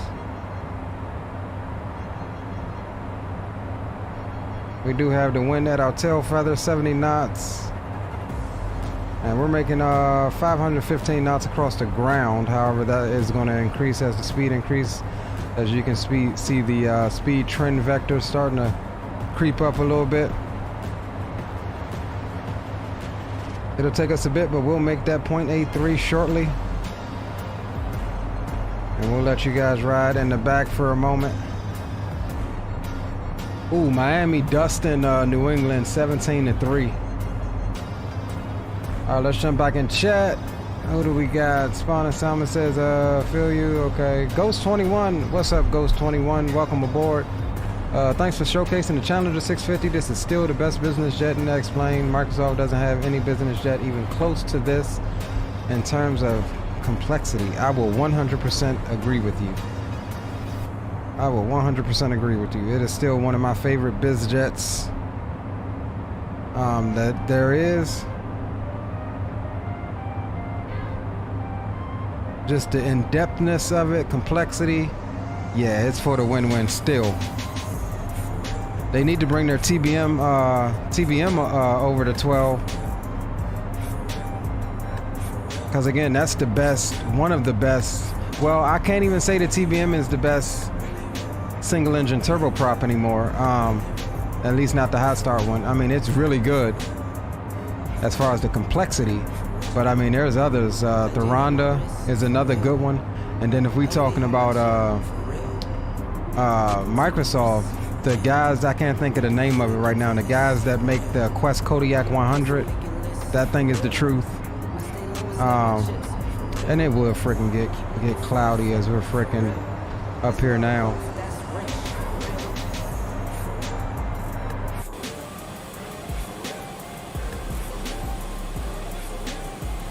Yeah, I'm with you, Aviation Geek. New England is not the team it used to be. Nope, not at all.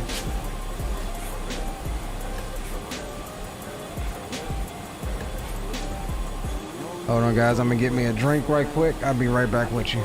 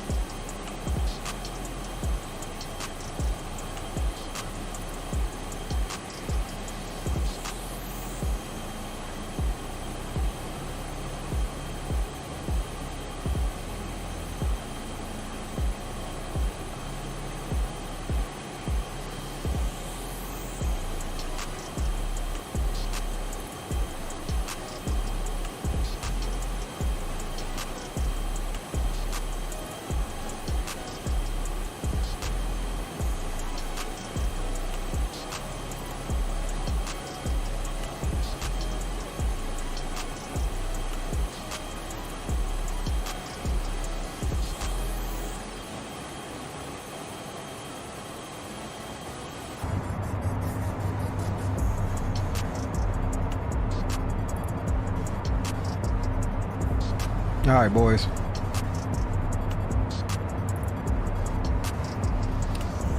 We are back. Had to find my Star Wars cup.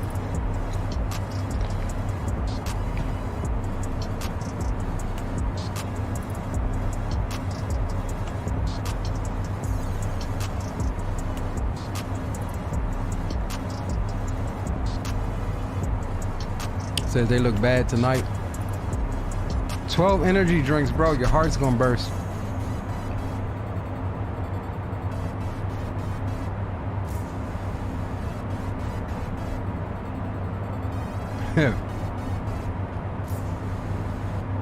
Titans beat the Chargers. I don't know. A Nissan Titan that could beat a Dodge Charger.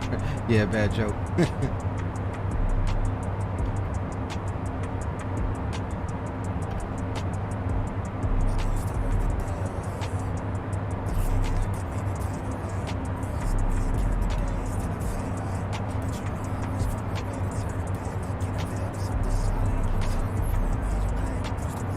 I'm only interested in the Patriots to see what my boy Ezekiel Elliott does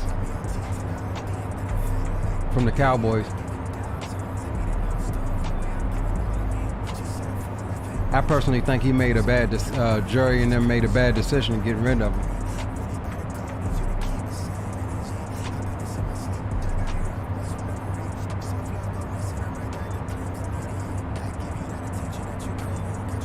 But that's just me.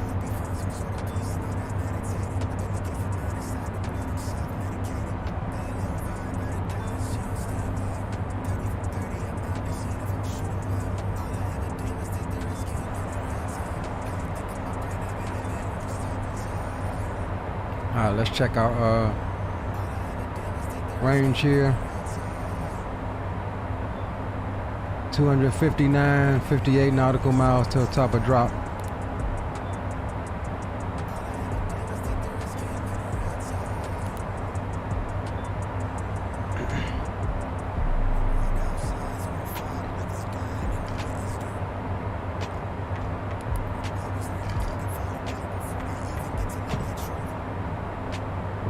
And let's increase the range on this thing. Alright, cool. Oof, those clouds are ugly. What happened? What the heck just happened?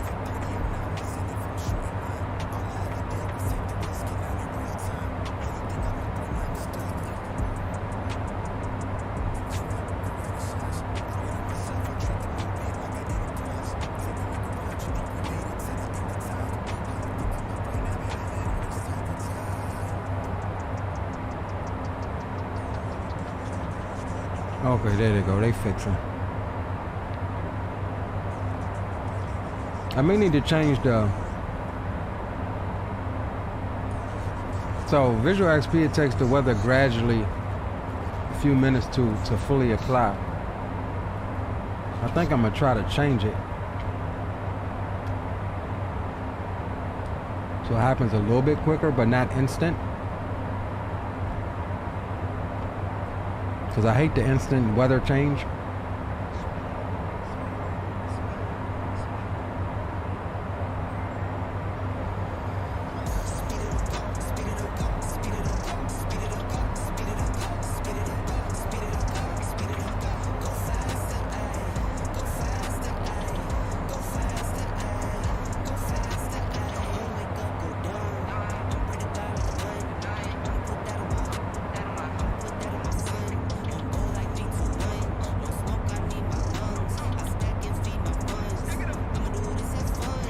I was telling Green last night I want to do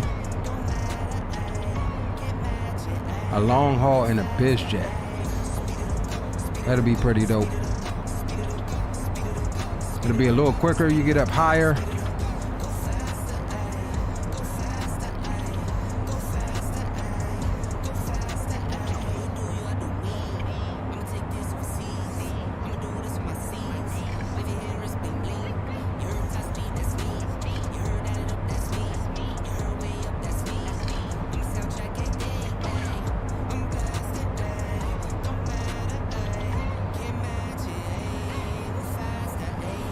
The only good thing that came from the Patriots was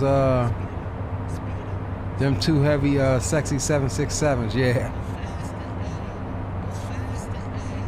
I agree. Man, the Dolphins are absolutely walking all over them right now. What the hell is going on with my clouds? They're going backwards.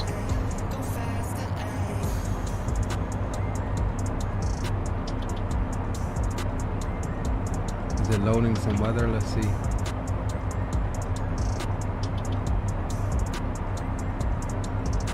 Yeah, it is. Alright, we just apply it now.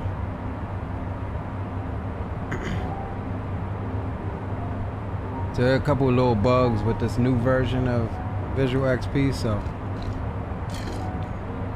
y'all know me, I report a bug quick.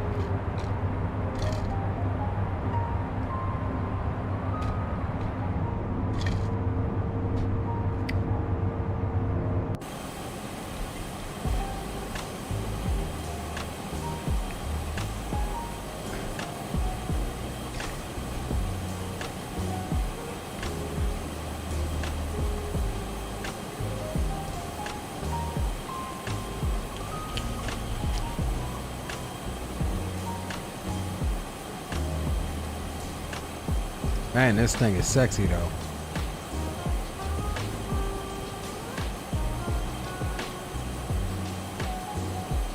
I just love all of the PBR, like the engine cowling there, the back here, like the leading edge. That's how a wing should look, guys. I don't know what other companies be doing with their daggone textures.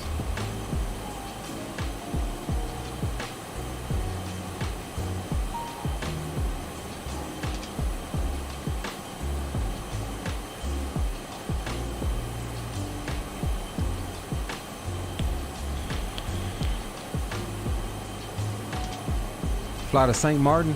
We was talking about you know, we're always in and out of St. Martin on you know, there's another little island that Green suggested, Montanique or something. Is just south of St. Martin. We're planning the stream to go down there pretty soon. Maybe do like Fort Lauderdale down to Montanique or something like that. It's literally right south of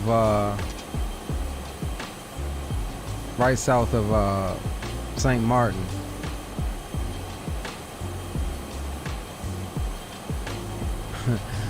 JFK to Singapore in a caravan? Absolutely not. Absolutely not. I don't want to do JFK to Singapore in a Concorde, or maybe a Concorde will work, but I have zero desire to fly the Concorde,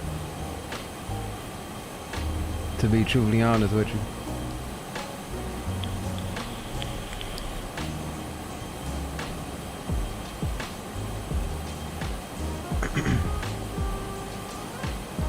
Thick and short, just like I like.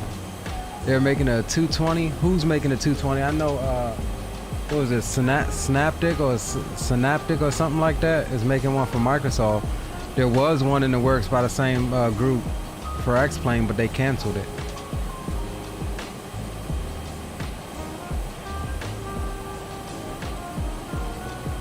Hey, I told him last night, I said, man, you might not like it, but if I was you, bro, I'd go ahead and get Microsoft just to at least have a backup, you know, a backup sim, you know, because, I mean, he's really been down. Like, every flight he does is sim crashes. He's having just major PC issues. I'm just like, man, it'd took me 2 times, bro. Y'all seen how long I screwed off XPlane. As soon as they get to messing up, I'm like, man, this ain't worth it. I'm gonna be honest, like,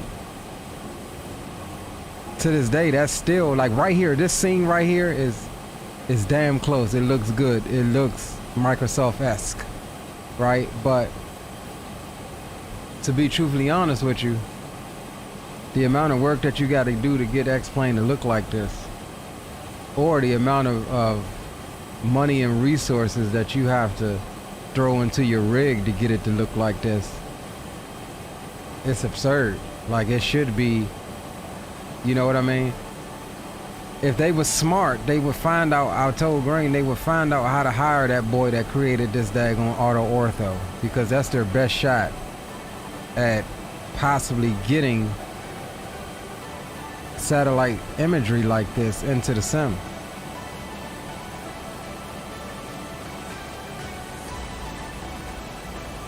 Now, I don't know what's up with the, with being able to, I think the problem is you're still downloading it from a bunch of different sources that may have some other restrictions, but. Oh, HotStart, yeah, I heard some rumors about that. Is that true? Because if that is, man, dude, that thing is going to be a beast. Now, I wouldn't expect we would see it. Maybe that is why Synaptic canceled their project, because they knew HotStart was building one. But, man, I hope it's already in the works, dude, because if that's the case, I'm gonna be all over that, because I've been chomping at the bit for an A220. I want one in a bad kind of way. Like, that plane is like a baby 350. It's so sexy. At least that's what it reminds me of, is a baby 350.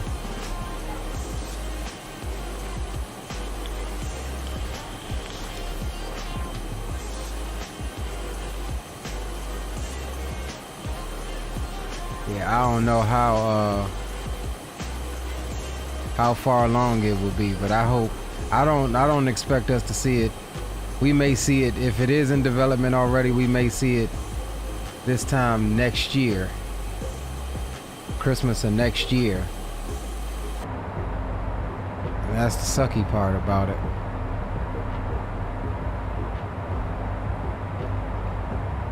All right, let's see, we're 169 out from top of drop.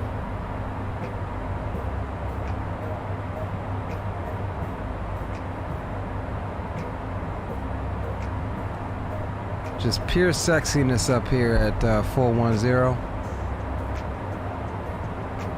Ain't nobody touching us right now, other than maybe a SR-71 Blackbird or a U-2 spy plane or something like that.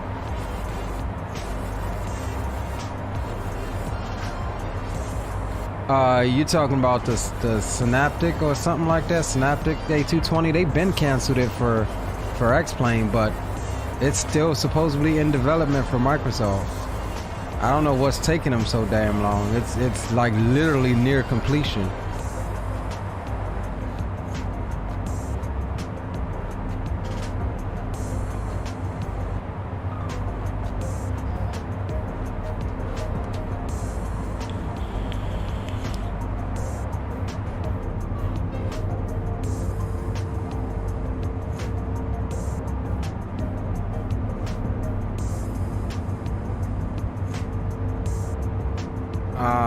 I don't know if that's it, New Mexico flyer. Let's see.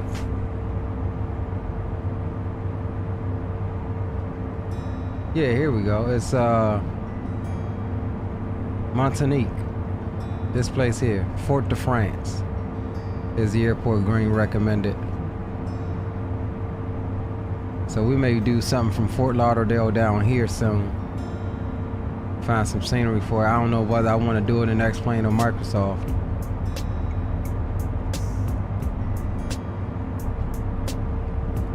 Yeah, because there's St. Martin up there.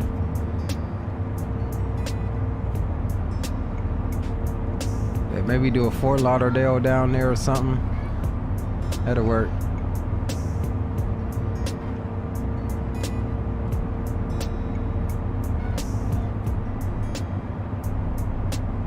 The press briefing video they put out about 4 months ago had it looking near completion. You talking about the Synaptic 220, right, Gary?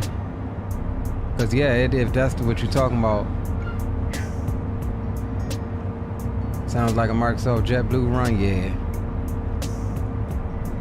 Fort Lauderdale and the ATR, absolutely not. Absolutely not. We'll definitely do a jet.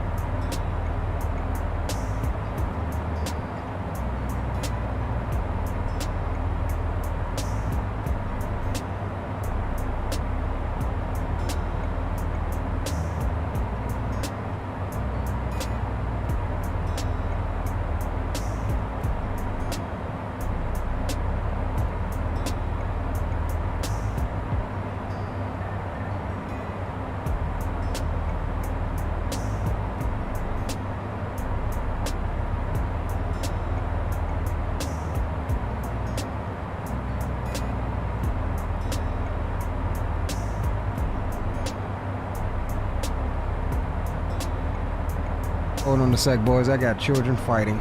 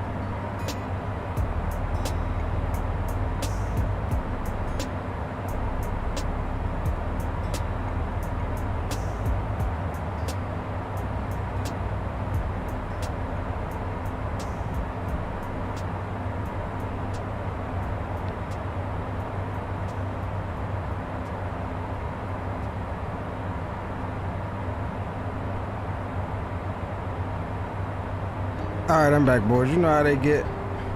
Damn it, it's time to go to bed. They want to argue and fussing and fight and carrying on.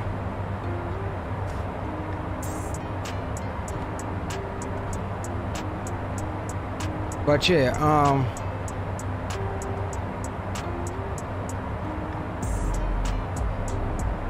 Synaptic, my money is already saved for that one. No, the Synaptic, I thought they said it was going to be freeware. Did they change and now they're making it payware?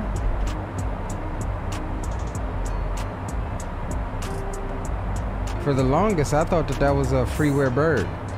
I mean, I don't care if it's payware. It looks good. My only question is, what are the systems like? I mean, as long as it's not... Look, I'm just tired of overpriced BS. And I'm tired of developers hiding behind the early access title. I'm tired of it all. Releasing it and charging 80 or 90 bucks or 60 or 70 bucks for an aircraft that should be, you know, $29.99 or $39.99 at most for its current state. Yeah, I'm just not with that. Same thing with, you know, like I ain't bad mouthing TDFI, but that whole pre-ordered BS. You know, I ain't about to pre-order that thing, y'all. I get it when it comes out. I'm not pre-ordering it just for y'all to get the money and then still under-deliver. But I got my money on TDFI. I think they're going to release a pretty sweet, solid MD-11 for Microsoft.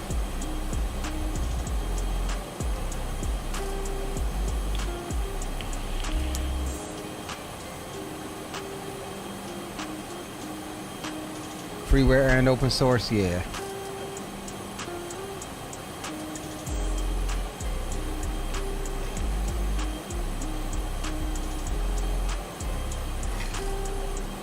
I'm trying to tell you, Aviation Geek. It's the new norm, man. It's that they're hiding behind it. You know, this is not Steam. It's not a Steam game, even though you can purchase it on Steam. But I expect that kind of stuff through Steam, man. Oof, look at the auto ortho down there.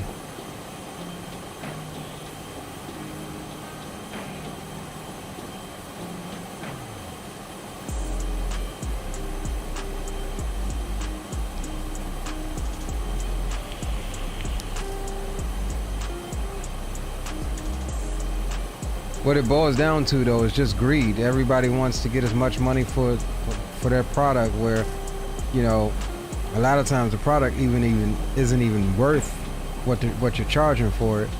But us simmers, we just want something new, and so we'll end up buying it. And then of course you got the streamers that'll go out and get it day one, or you know, some streamers, they get handed a copy, but then, you know, you got other streamers that go out and buy it just for the sake of putting it on the channel and stuff like that. You know, y'all know I ain't really been that one. Like the IXEG, the problems we had with the IXEG the other day, unbeknownst. If somebody would have never told me what happened in V1 stream, it's just like, how would you even know? But the only reason I went on the whim and bought that, because I had it in 11 and the airplane was actually decent in 11. Even though it had, you know, it had some shortcomings like not opening doors and stuff like that. No wing flex and all of that good jazz. But, you know, so I went on a whim with experience with that developer and bought it. And I like the plane. Don't get me wrong, I like the plane. Do I think right now the IXCG is worth, what, $85 if you're getting it new? No, I don't. But I only got it for 15 bucks because I had it in 11. So it was still a win.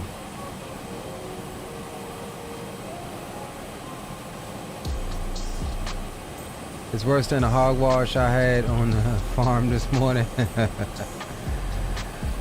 Man, your analogies, bro.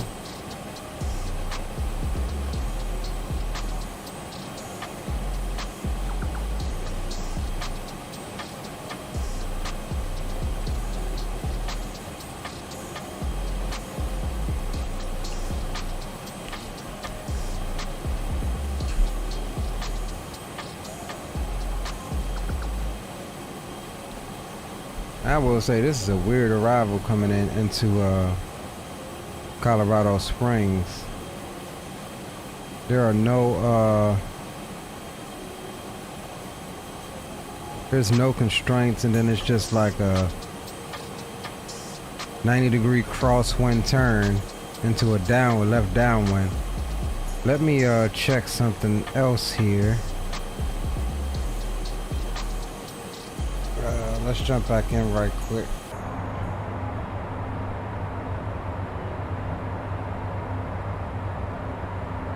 Let's see, we're 75 miles out. Good time to check this. So what we're gonna have to do here is take you, put you there, and execute. And then let's see, what does it want? 8,700. All right, cool. So that should give us our RNAV all the way down.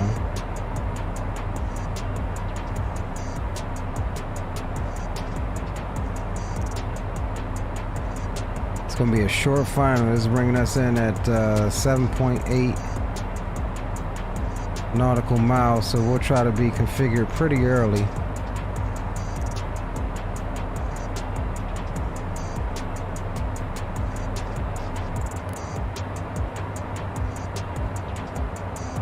Now, what I can't remember about this bird is, let's go here, approach, 17 right, let's grab some weather here, COS.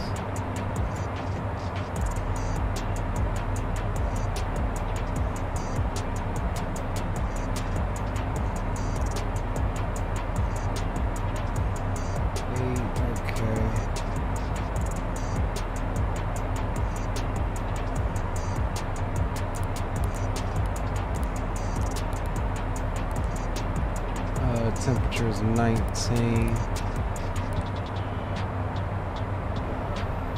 3021.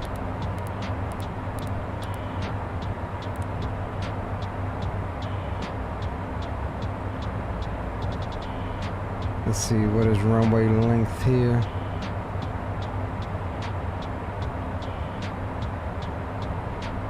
$11,022.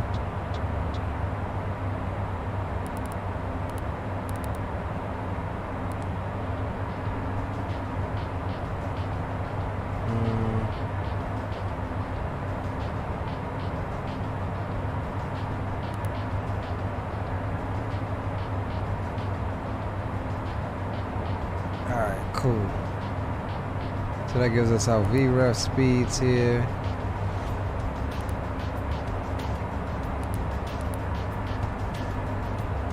Alright, so we'll send those over.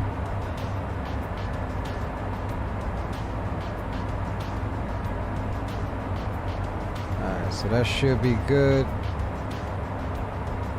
And we'll set our initial descent down to 8,700. But we are going to let the VNAV take care of it.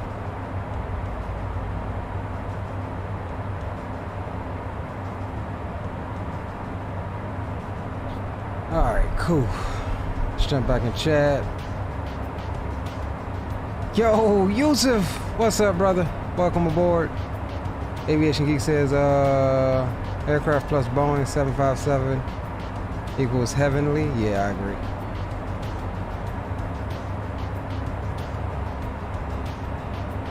I agree.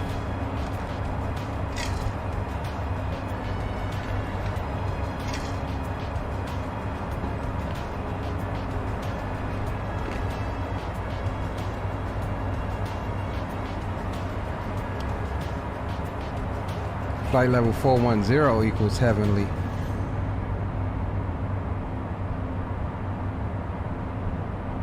Good scenery equals heavenly.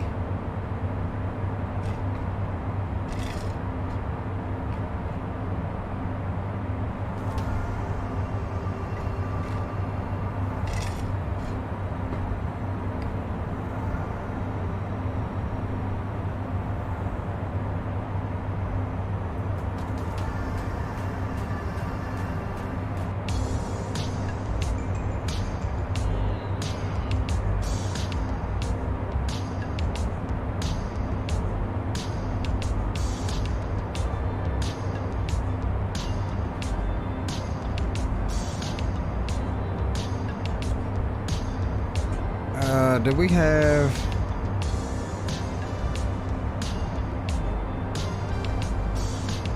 see if I can remember how to put in 6659, but we'll try to do radio 482. Let's see if we can remember how to put in minimums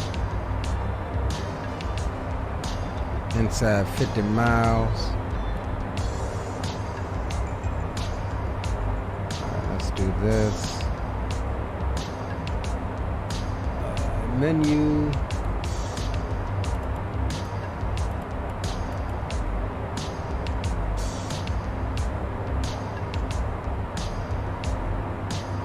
Alright, here we go. Here we go, here we go. We're gonna do radio altitude. We're not about to scroll up to 6,659 feet.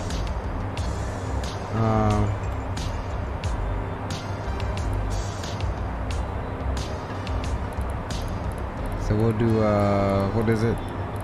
482 feet is our minimums. See, look, yeah, we wasn't about to go. It's already allowed to scroll damn 400.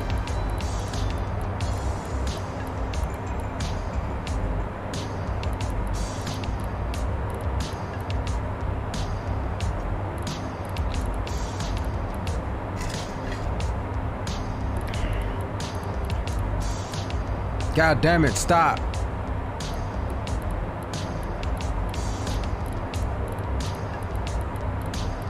All right, 482. All right, that's set. That's about it, I think. Do we need to set that on the other side?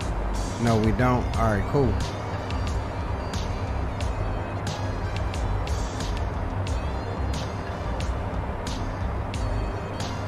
$15 miles out from top of drop.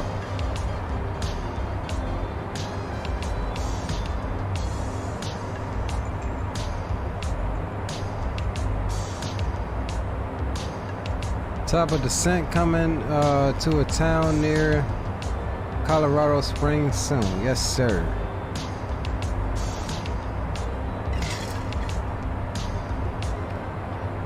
Dak, what's going on, Dak? Southwest Airlines has a super short hop from Coast to Denver. Feeling like a quick flight. Not sure they still do that route these days. Yeah, I'm not sure. All right, let's lower. There's our vertical profile there, and I'm not sure if I start. I'm gonna wait until that thing starts coming down and then start lowering the altitude. Because if I'm not mistaken, I did it the other night and she started descending as soon as I started lowering the altitude, but I'm not sure. Let's see if we set it.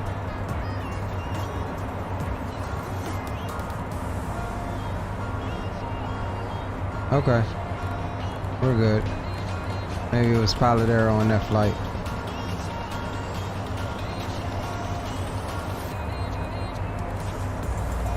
So we'll come on down to 87.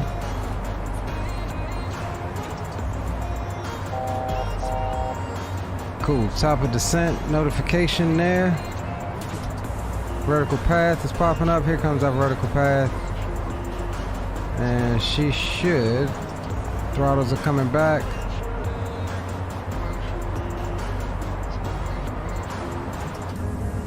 We in it, boys.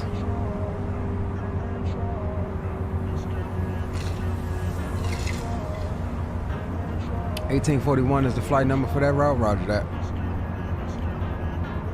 We going on to Omaha tonight, though.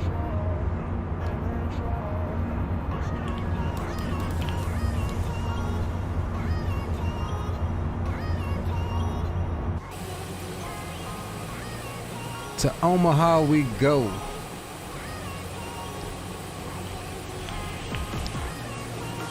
Hold on, let's see. I don't want to descend this daggone fast. Let's dial it back a little bit to about 0.80.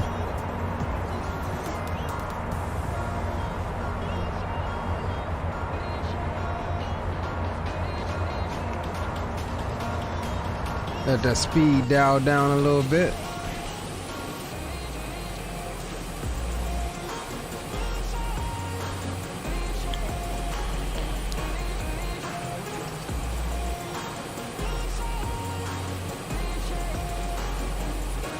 Airport should be out to about our 10 o'clock or so. I doubt we can see it.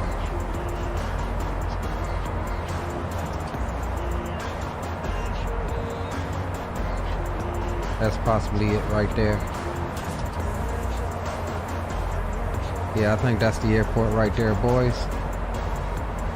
So we're coming across crosswind into a downwind, into a base, and landing this way is what we got planned.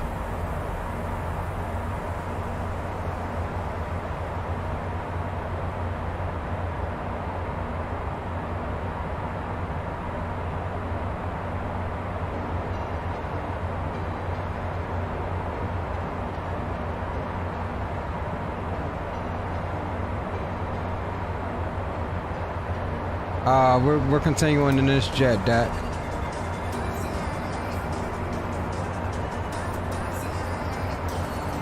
February 24th will be 2 years in your Discord. Hey, well, happy upcoming birthday, Aviation Geek. It's just east of the front range there.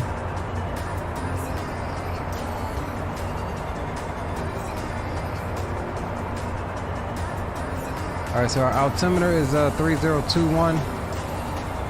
Do we need to wait until we get there to set it? No. So we'll set it now. 3021. And we'll set 3021 over here as well. Hold on, 21 I said, right? Yeah, 3021 is ready.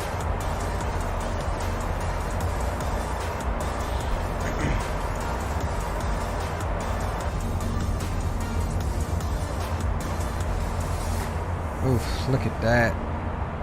Freaking gorgeous.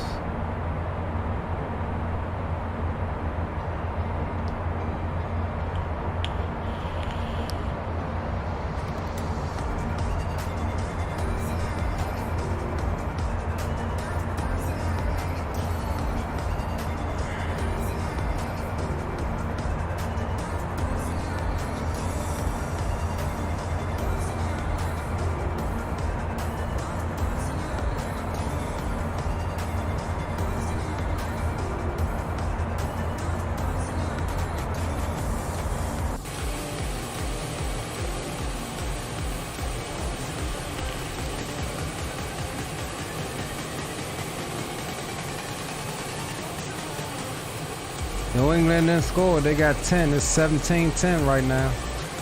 Miami.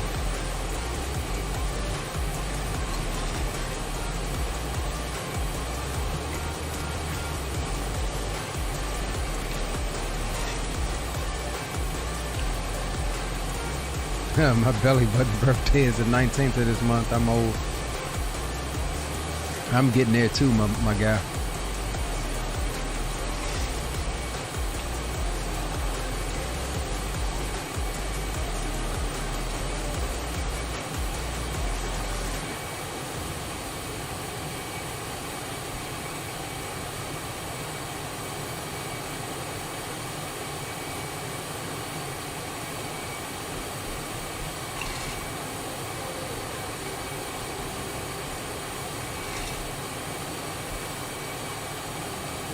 Man, for as much money as these guys get paid, bro, I will go out there and attempt a point after touchdown and blow my whole hamstring and leg out for as much money as these daggone guys get paid.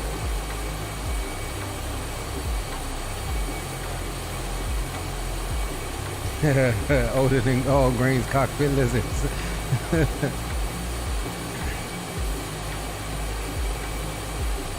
I will go out that job, man. I'll put on the mismatched shoes and everything to try to boot that ball from 30 yards away.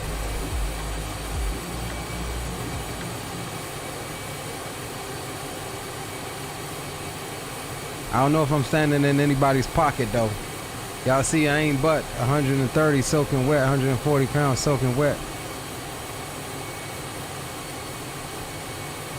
I ain't standing in nobody's pocket. Coat Cutter, what's up, Coat Cutter? Welcome aboard just in time for the arrival into Colorado Springs. I don't know what's up with XPlane and this waggly back and forth with some planes.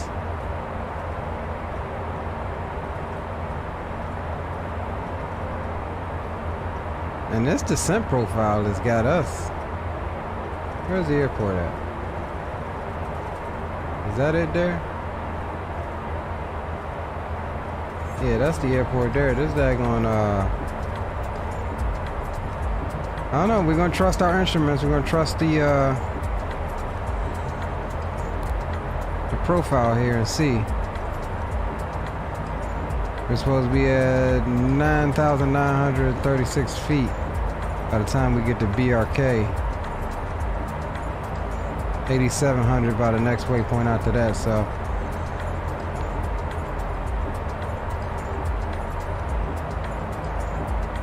Maybe we'll get it.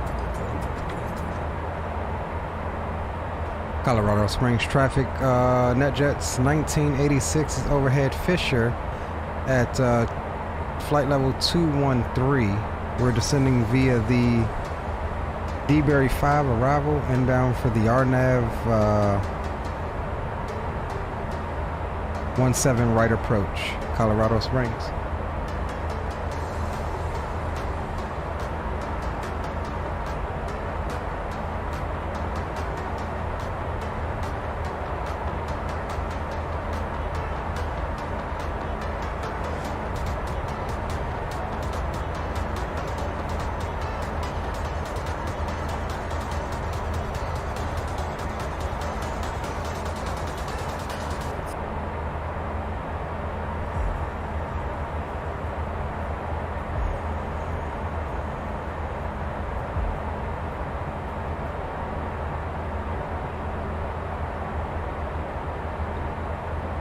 Alright, what do we say? We got altimeter set. Everything is looking good right about now. Speed's good. We'll go 280 instead of 281.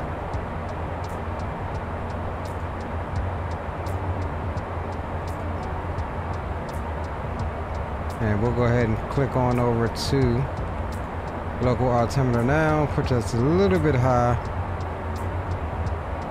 But it should be enough for the airplane to catch back up with it.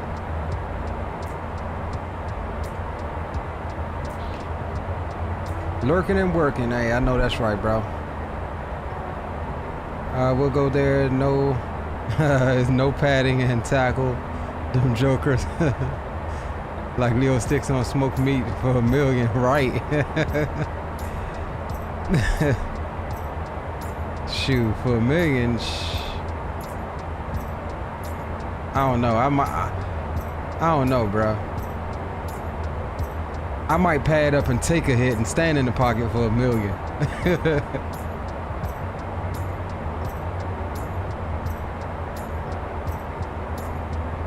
I'm not gonna lie. I'm a quick dude.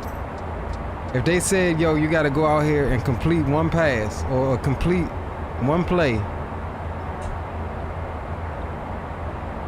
and potentially take a hit for $1 million, oh, I'm scrambling all day in the paint.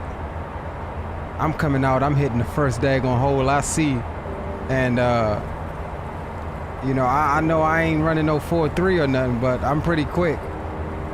I'm hitting the first daggone hole I see.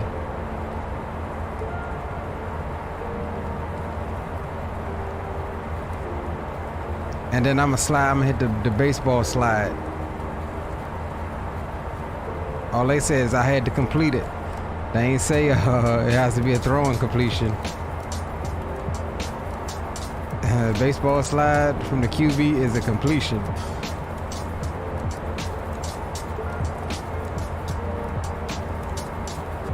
I knew he was gonna say I'm lurking, twerking, and energy drink. Oh man, this dude, man, you hilarious, aviation geek. All right, let's see if we can start bringing that speed on back. Let's get, we'll do 220. And we might gotta throw out some spoilers to, maybe not. Speed's coming back.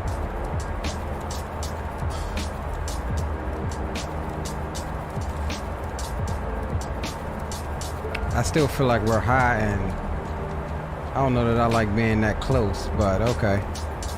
We'll see what the approach gives us. Yeah, we're gonna throw out some brakes. Help us on the descent.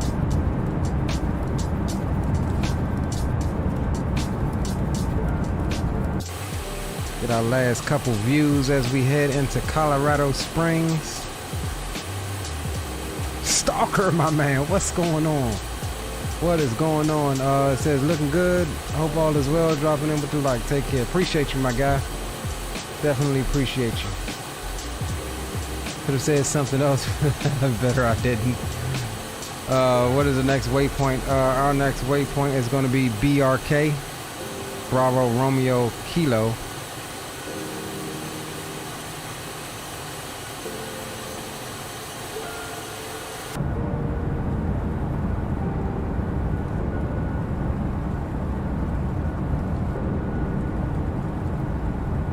Alright, let's go ahead because I feel like we're about to get in this pretty quick.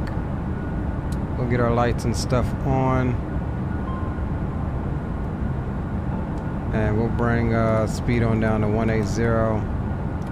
I doubt we'll be able to get that. And we'll come here and range in. Let's go ground spoilers to arm nose.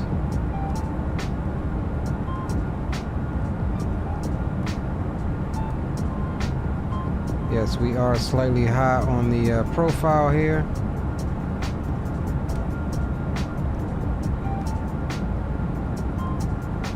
Colorado Springs BizJet 1986 is left base for the RNAV 17 right approach, Colorado Springs. All right, let's get the music off. Since technically we're low, but technically there's 10,000. Technically we're high.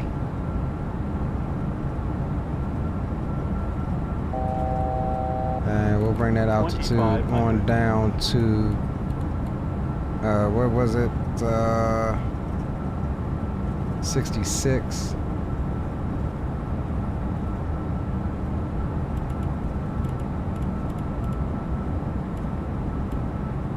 So we'll say 7,000 there.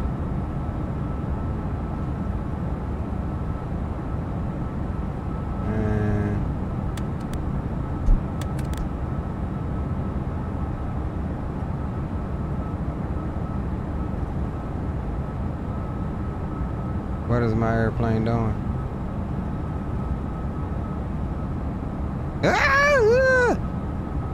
Alright, let's go. She didn't make the turn. Okay, hold on. No. She didn't make the turn. Alright, so let's come off of the autopilot. Try to get back onto the profile here. Try to keep her level here at 82. Get back onto the lateral navigation here.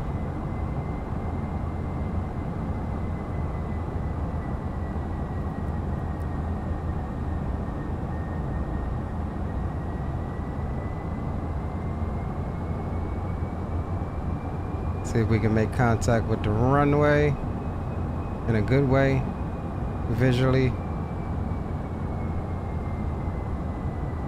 Alright, we do have the runway in sight. Let's go ahead and drop the gear and bring the speed on back.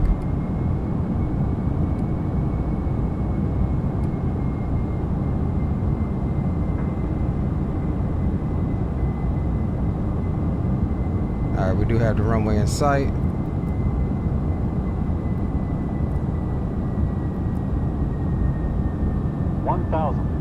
We'll get that on for you since we're going to try to fly this thing in manually here.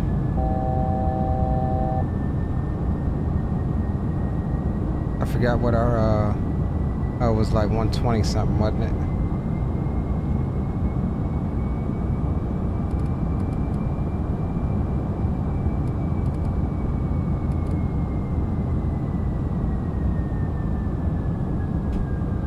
Alright, we are high. Let's start a descent. Rest of the flaps down.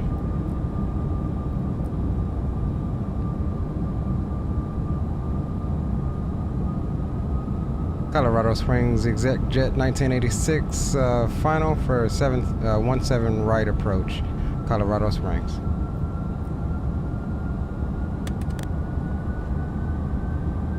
Little bumpy coming into here.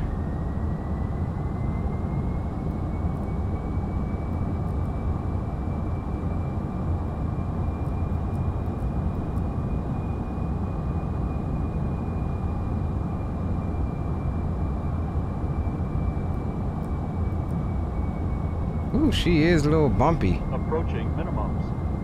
Not so much windy, but it's bumpy.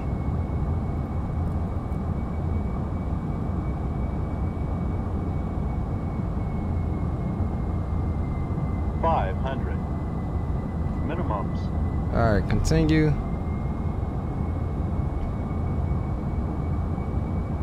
And we'll get ready to take over. Throttles here in a second.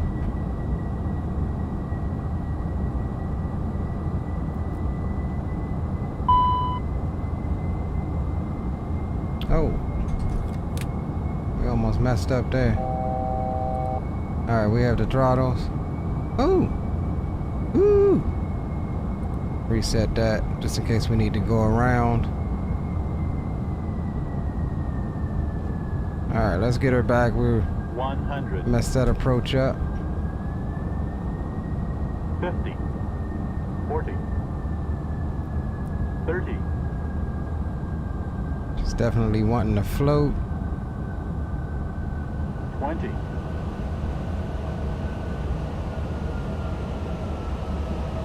10. Super long landing. We'll take her. Kind of hard too. It's been a minute. It's been a minute. This is our first landing since getting back in her. Our reversers are active. We'll do better on the next one, I promise. Wasn't a stable approach by any means, so.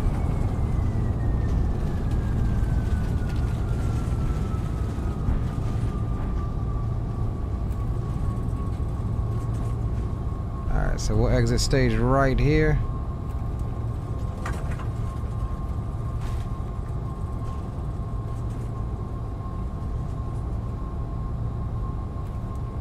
Why does it seem like my nose wheel don't be wanting to turn? Alright, let's stop here, clean up the aircraft. We know that was kind of a forced one there. But that's all good. We have some good ones and some bad ones. That was a bad one. Wing lights can come off. Alright, that's good. Colorado Springs traffic, BizJet 1986 is clear of 17 right at Alpha 5, taxiing to GA parking via taxiway Alpha 4 into the ramp, Colorado Springs. Alright, I don't know what was up, why I didn't continue the left turn to pick up the approach.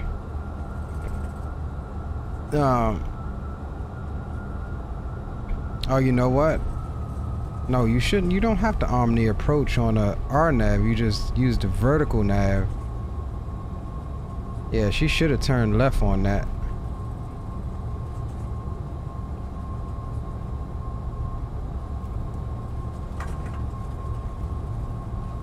Reverser, speed brakes, awesome lantern, buttery spoon. Yeah, I don't know. We'll see. What did it say up at the top? Alright, we want the second left here. And go APU power. And start the APU. As we're not paying for any GPU services at this airport.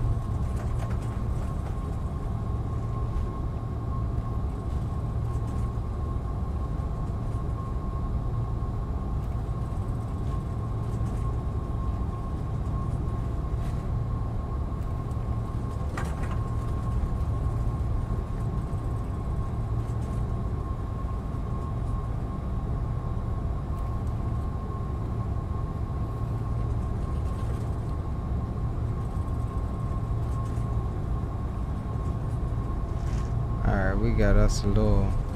Oh snap! Is that ground? Okay, I thought that was the ramp. All right, here's the entrance into the ramp right here. All right, so we'll just pull over here at this hangar-looking building that's supposed to be the FBO.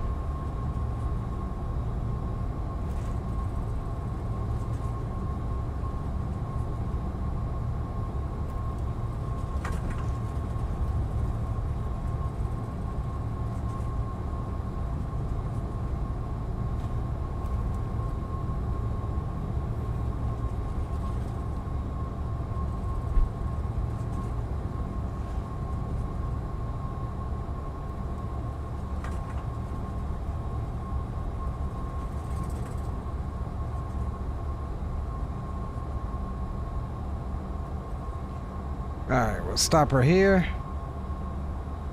Parking brakes. Let's see, we got APU on. We'll go APU gen, that's fine. Let's go boom boom. Boom boom. And then we can go off. That is fine as well. And we'll come down here.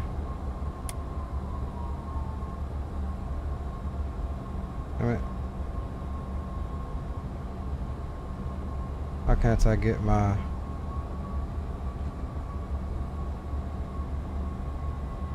There we go. Alright, cool. Welcome to Colorado Springs. Beacon can come off. Nav can stay on. Taxis can come off. And yeah.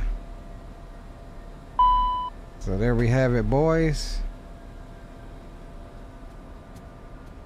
So we'll get back here, open the door for you guys.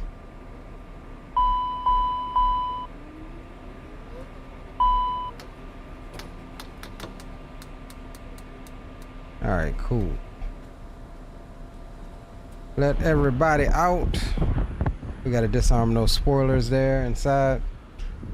Alright, so it says you're gonna set up for the Omaha flight right away. I can. Do you guys want to see a replay of that? It wasn't that great. I mean, if not, we can set up for the Omaha flight right now. That way I ain't got to reload the airplane and stuff like that. That would be easier for me. That would be my preferred method if you guys are okay with that. I don't mind going into the next leg. So yeah, just let me know in chat. We'll decide on it here. Let's load and go. Okay, let's do it. All right, so since we got that, we'll leave the APU on and we'll bring up Volanta. Let's just take a look at what we got here. Statistics 240. It's a little hard for a BizJet, but we'll take it. Alright, so what we'll do is come here. We'll go EJA. We'll be 1286 on this one. And then November. We'll grab our correct jet here. We're going to, is it OH? No, there we go. OMA. Add flight plan. We'll sim brief that right quick.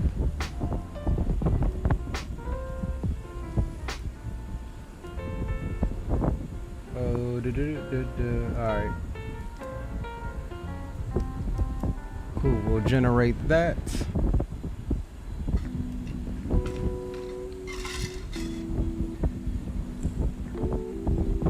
And we can X that out, and then we'll come back here.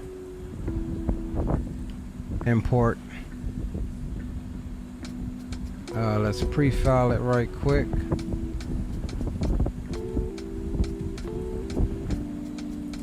$410. How long is this flight? Because I don't know that I want 410. Okay, yeah, we can do 410. It's longer than I thought. Alright, stand by.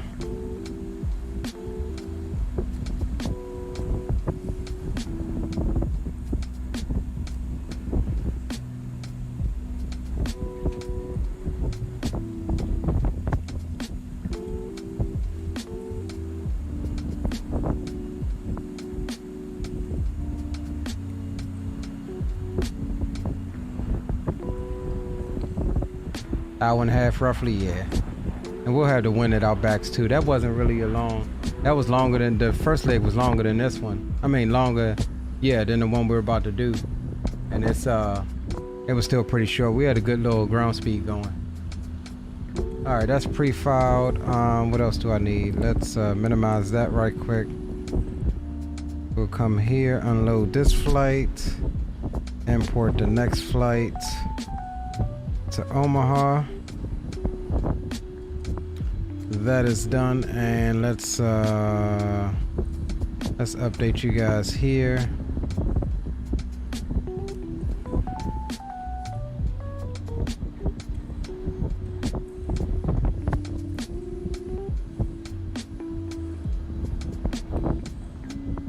Overlay is updated for you guys. Alright, we'll disconnect from VATSIM right quick just to let that flight complete, and we'll reconnect as, is that jet 1286?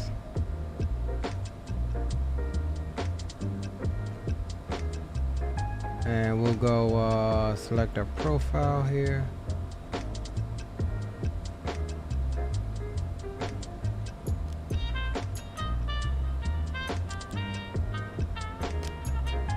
Alright, cool.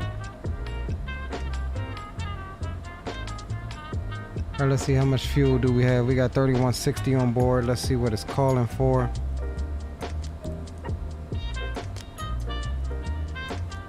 So we'll need about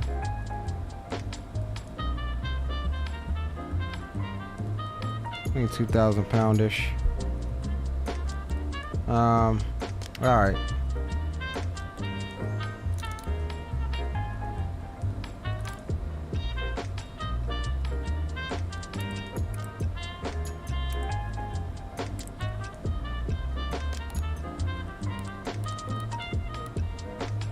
That in standby. Cool. Alright, that's all good. Alright, so let's go ahead and get fueled up before we start anything else.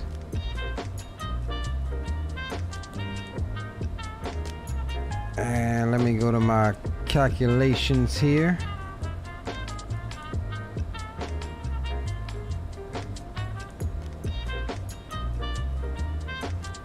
Let's see, we've got 3150 on board. We are using fuel because the APU is on. So we need 5337. No, 5377. Take away 3150. Leaves us 2227. divided by 6.7. So we need 332.3 gallons of fuel. So we'll top off here. Where is... Oh, here.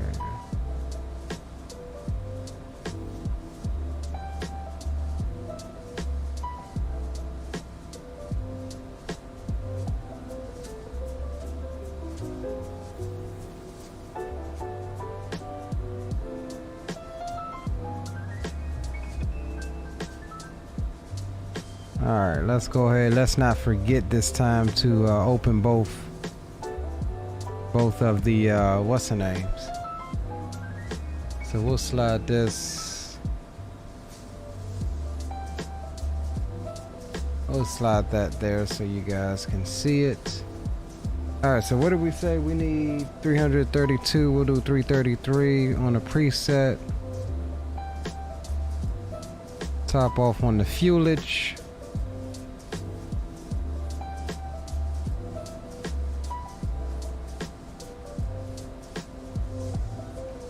All right, 333.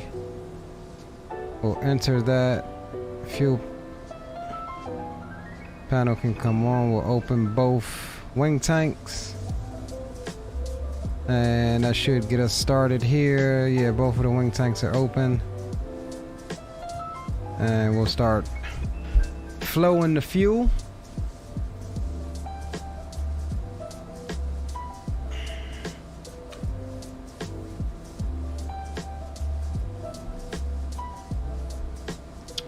What you guys talking about?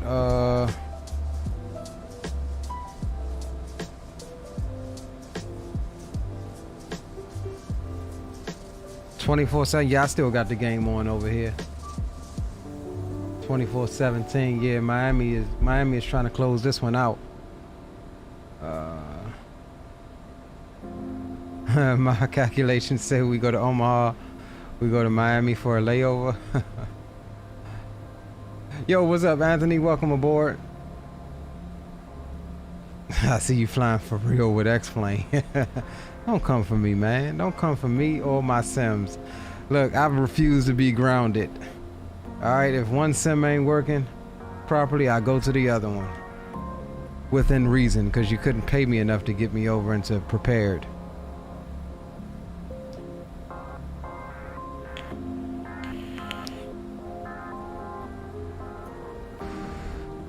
Alright, let's jump down here. Let's go index.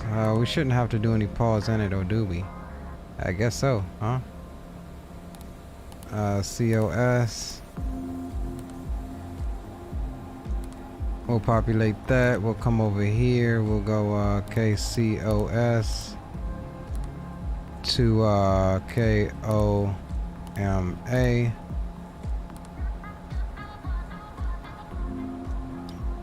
We'll execute that. Jump over here. Let's see what we got.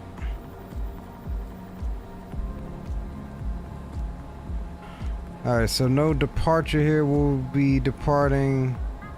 Ooh, it's got us coming in on, departing 1-3, but we're not doing 1-3. We're gonna do 1-7 right.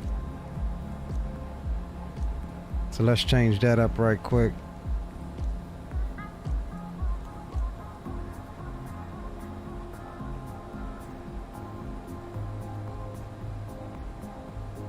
Alright, 1-7 right. And it's wanting us to go BRK, but we'll get rid of BRK because it's out of the way. And we'll take off and go direct Jules to HGO. Then on route. Man, I don't know. It's only 191 miles. I don't know. I don't know that I'm going up to 410.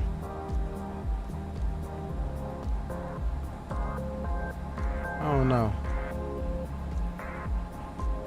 Go planet. Haven't touched a sim from my computer in months. Dang, what's going on, bro? You need to fly some, live a little. Alright, we'll do 1-7 right. Execute that. And then what we need, flight plan next. Okay, we need to go direct to JEWLS.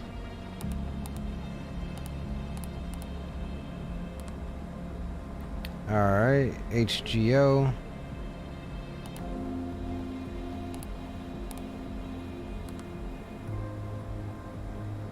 KD 57 Yankee.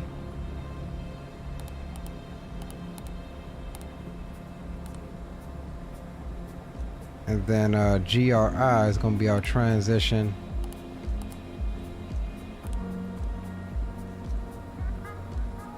So we'll execute that. Come here, here, here. 5380. All right, we're good there. We'll close tanks. We'll finish up and we can close this out.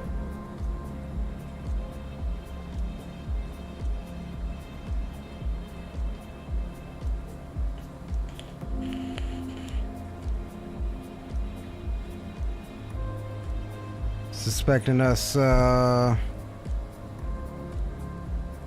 32 left, 32 left.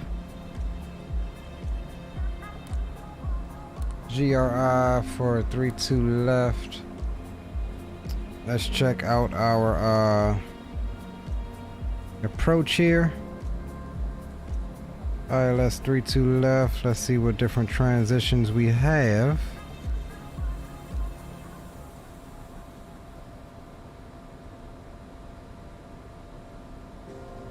Okay, that's the RNAV.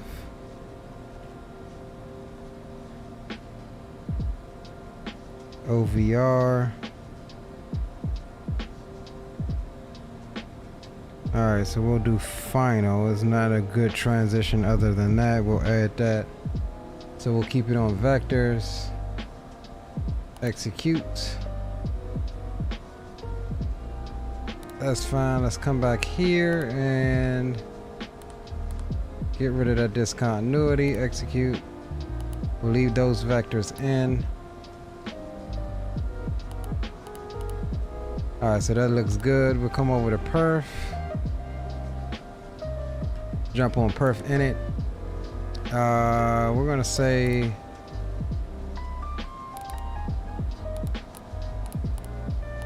we'll say 410 for now.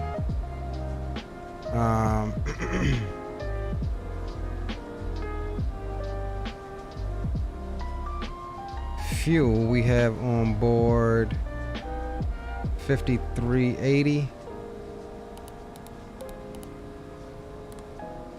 And then for our zero fuel weight 29.9.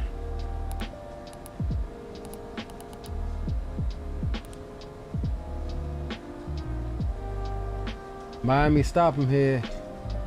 They'll win this ball game. Oh, he ran backwards, man. He should have curved around to the right. He might have still got it too. He might have still got the first. Yep, they got it. All right, we're gonna execute. Jump over here. Let's see, cruise winds 289 at 25.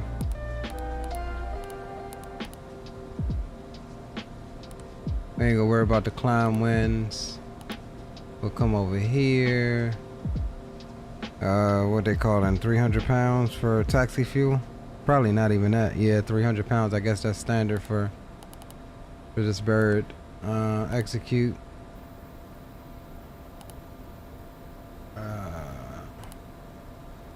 How do I forget how to get to my? Okay, here we go.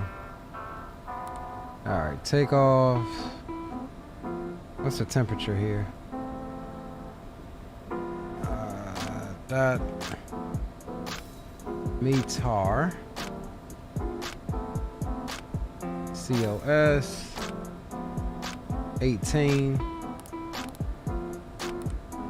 QNH is 3022. Alright, that's all fine and dandy.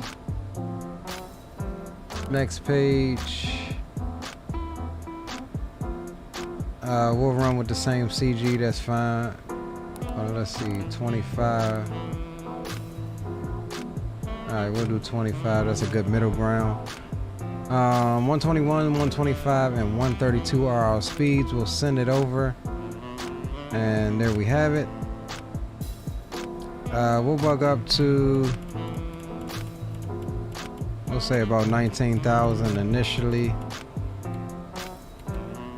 Alright, that's good. We'll come off of that. And alright, cool. What's runway heading here?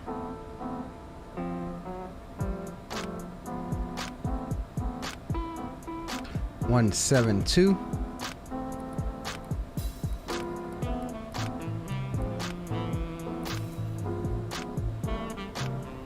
All right, 172 is set.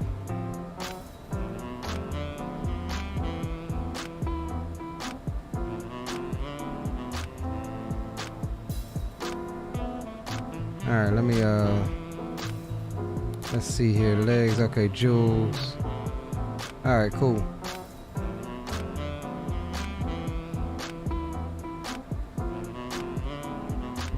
All right, boys, we're pretty much set. I just fly the simulators at the school. Yeah, roger that. They didn't have the simulators when I was at school. Didn't even have computers. We had computers, but we ain't had no simulators, bro. This is all new school stuff. I wish we had simulators at my school when we went. When I was in high school. Shoot, that was over 20 years ago.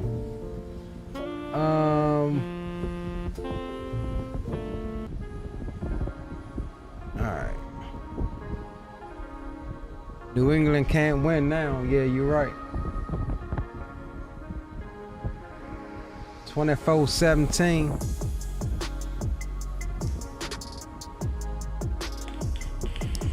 Look at Belichick. Belichick always looks pissed off. All right, let's go ahead and we can X this out now. Let's go ahead and get ready to get up out of here, boys. Not really in no rush since we didn't do the replay, so.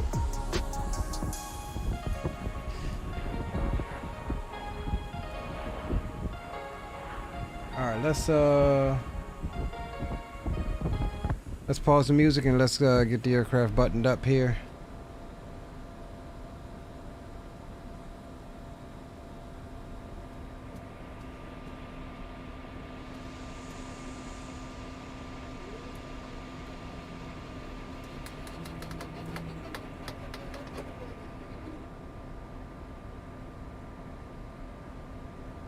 All right, let's crouch down.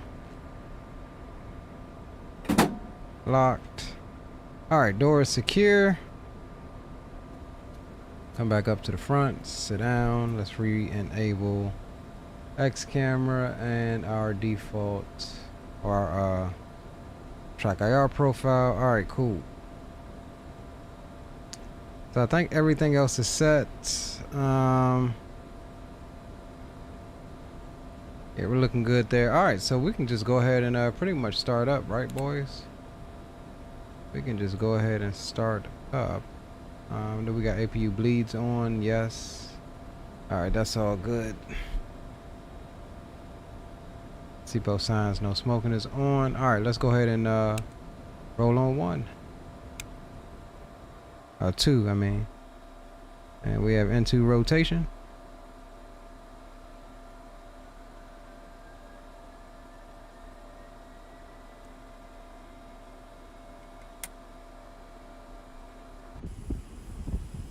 I forgot I turned those sounds down.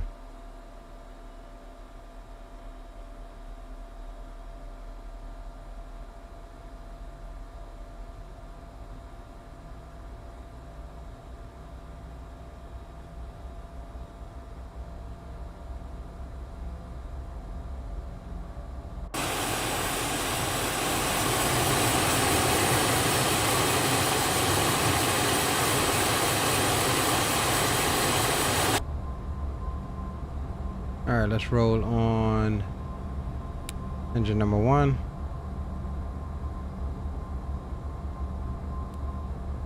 And we'll introduce this a little quicker.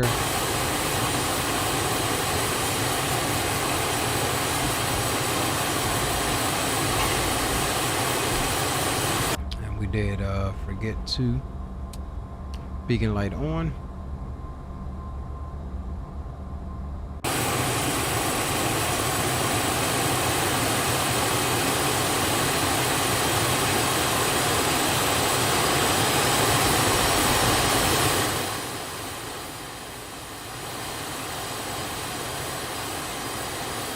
Man, this thing is sexy, boys. Look at this thing. Just look at the PBR on the daggone rear part of the engine here. Thing is gorgeous.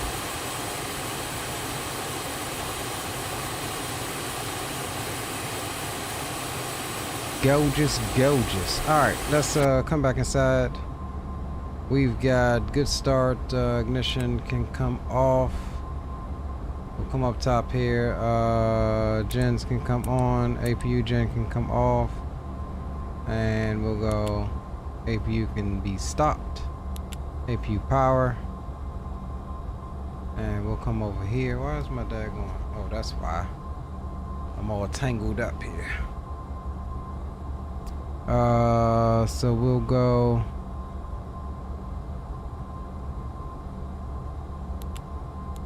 off, and open. That's good.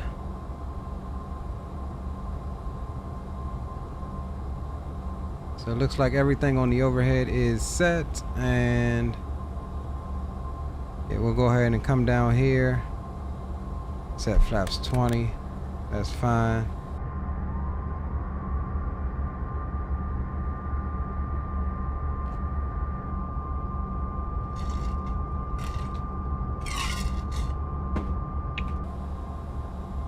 Alright. Nose wheel is armed. Ground spoilers auto. Reversers are not armed. We'll go stab trim, mock trim, and yaw dampers. And then we'll come here and we said 5.4. 5.4 is set. And we'll come up top and get the probe heats on. That's fine. And PAX doors closed, transponders in standby. We'll come down here and jump onto mode Charlie. That's fine. And parking brake is on. Alright, cool. So we're all set. We are all set for departure. Which Challenger is better, the 350 or the 650? The 650 in this case. I mean, if we're comparing the what is it, J-Den's Challenger 350, that was good. That was good before this one came out. If you don't want to pay the price tag for this one, that's your best bet. But this one is by far better than any other Challenger that's on the market ever. I mean, in my opinion. All right, so brakes can come off. And let's make us a little call here.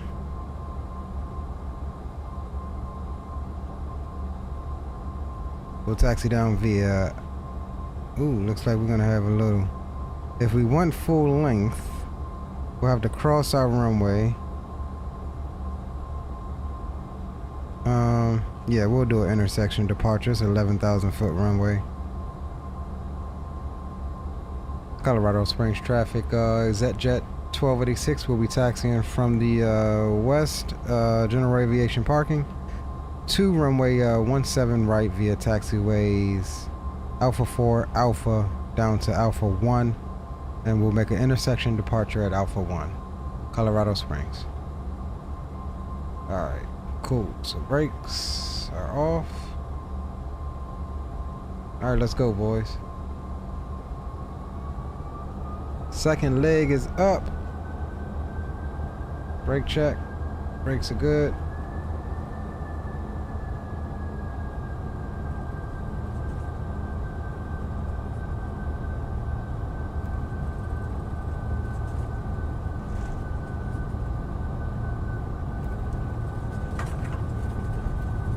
do Alpha 3, which is right out here.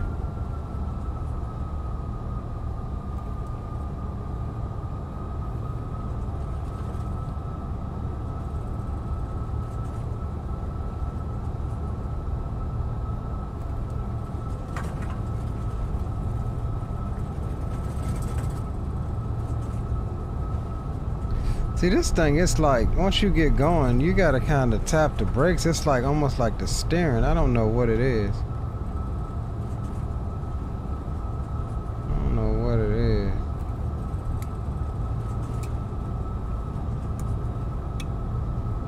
Put these on auto instead of, I mean on instead of auto.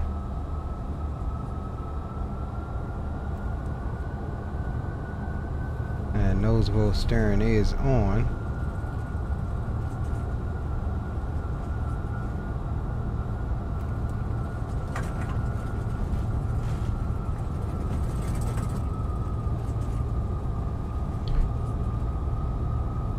Alright, so we'll start with initial 2000 is what I like. Speed 230.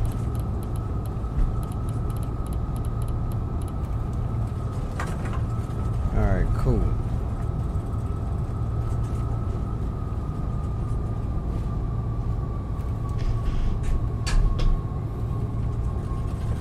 Cool beans, cool beans.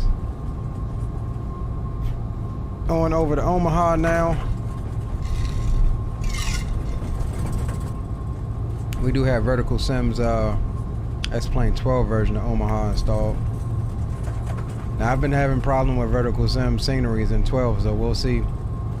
I went and re-downloaded and reinstalled it earlier, but this is the XPlane 12 version, so I'm not expecting to have any issues with it.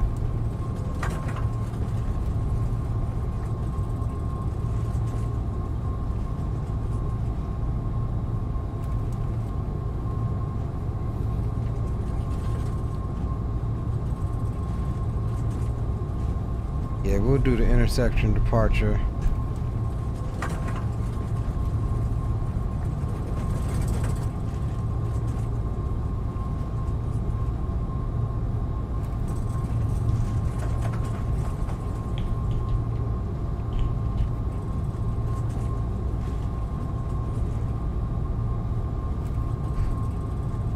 So in this leg, I will take about 5 or 10 minutes, take a little quick break once we get up there, since we didn't do a intermission.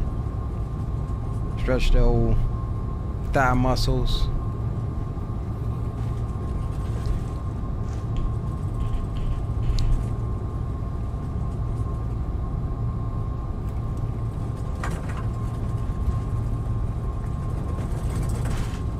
Alright, here's Alpha 1.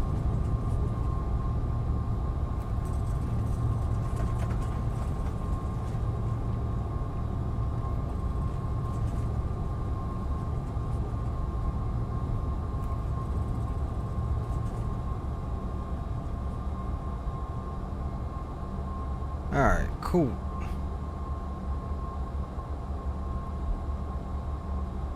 So we'll depart here, climbing left turn to, we'll avoid BRK. We'll have a climbing left turn to direct to Jules, which is about 45 or so nautical miles. And then we'll continue our climb en route. Colorado Springs traffic is at Jets 1286. We're lining up on runway 17 right for departure. We'll be making climbing left turn direct to Jules and then continue en route to the east. Colorado Springs traffic. Alright, cool. I'm trying to get...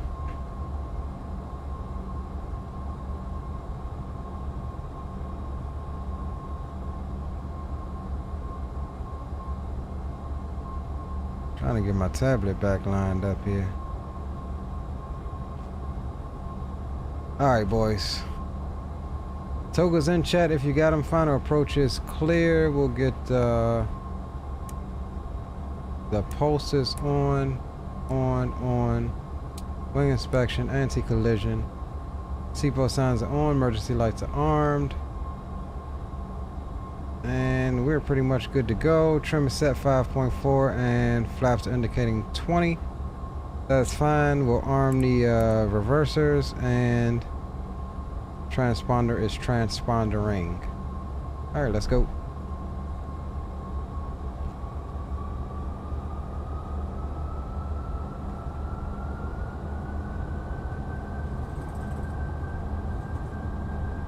Yeah, there's a threshold right there, but we wasn't about to taxi all the way across and around just to get right there. So we'll use as much as we can right here, and then that'll be good. Plane should have no problem with making it.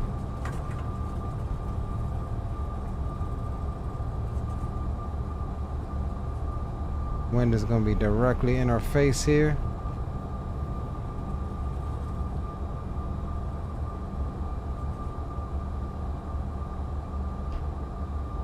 Alright boys, let's get it. Spool them up. Forward pressure on the yoke. And ATS. Speed's green.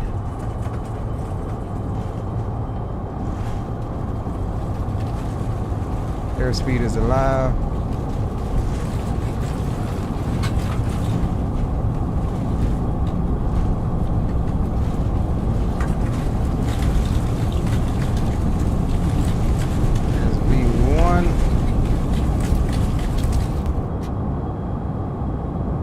Positive rate, gear up.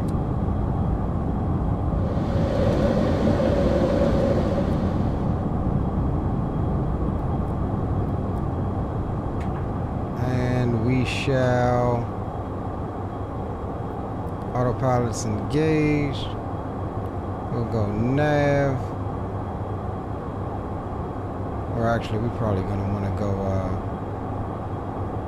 see, can we do direct? Jules, execute. There we go. Alright, flaps up. Colorado Springs is at jet 1286 is clear. 17 right, departing to the east. Final call, Colorado Springs. Alright, zoom out. And we'll bug on up to 250. Let's get some views coming out.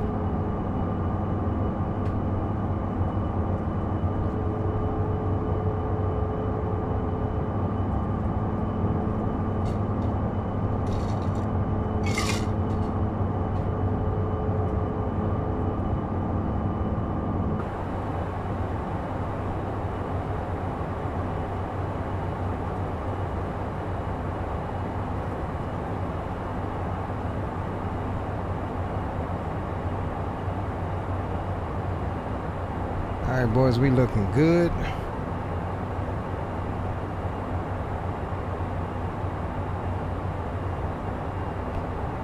That quick we were at 10,000, but we were already at like 6,000, so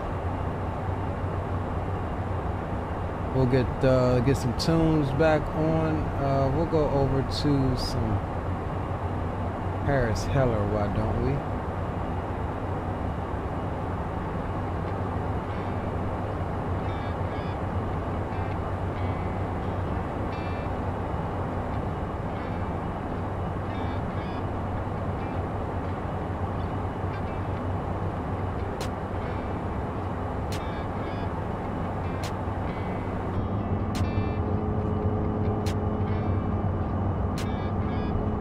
We'll get this out of your way as we climb out.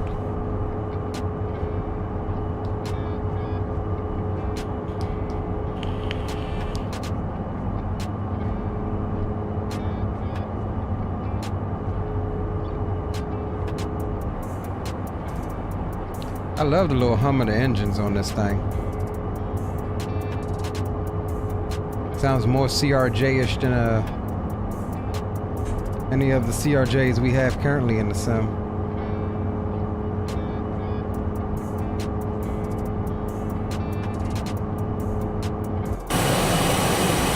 Sorry. Let's turn those sounds down just a little bit.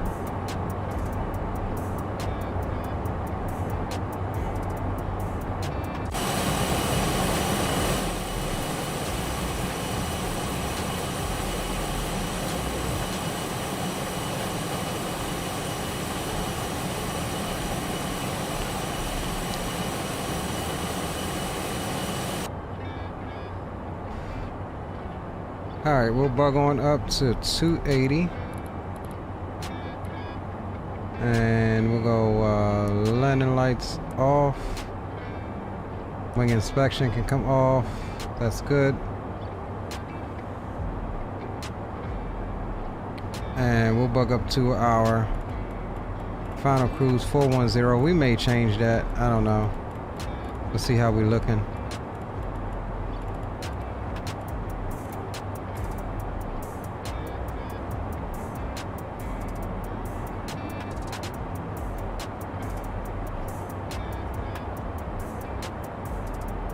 Gives us a top of climbing 70 miles.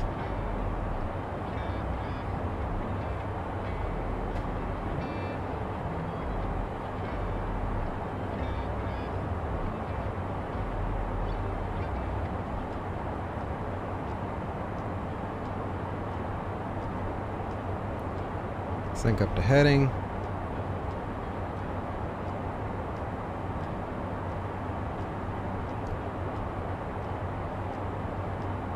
Alright, 1,000 to go till transition. We'll click her on over to standard when we pass it. And then we'll ride her on over to Omaha.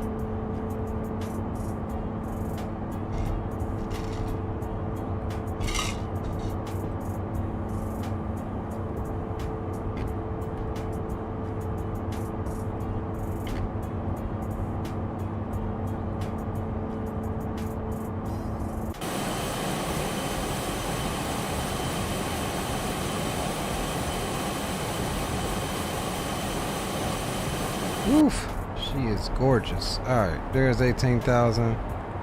Over to standard. Make sure it's on both sides. It is. And we'll push the range out one more notch to 100. There's our top of climb right there. And we'll ride it out, boys. Climbing at 280.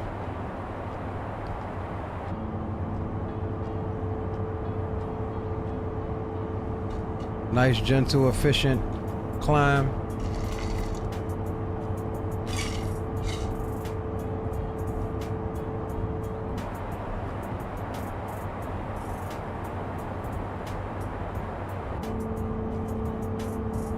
And with that said, boys, I'm gonna step up and stretch until we get to cruise. I'll let you guys enjoy the views. And I'll monitor the aircraft here in the, you know, from a little break here, and I'll be back with you all once we get to cruise.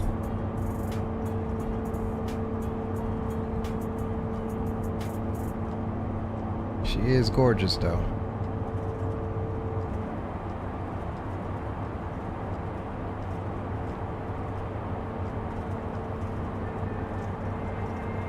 Bit bumpy coming out.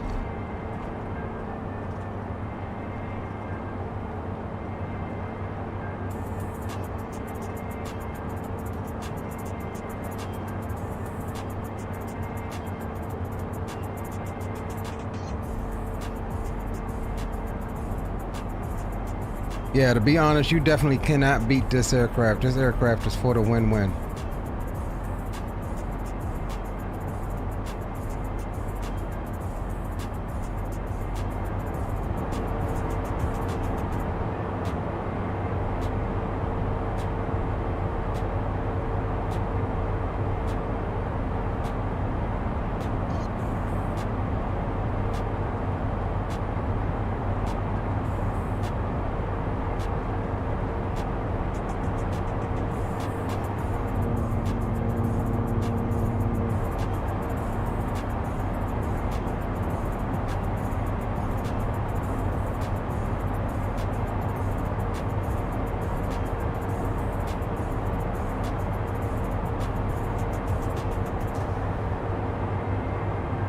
Yo ho, what's up, Chris? We're just on a little quick intermission as we climb up to cruise. Welcome aboard, though. Good to see you, my friend.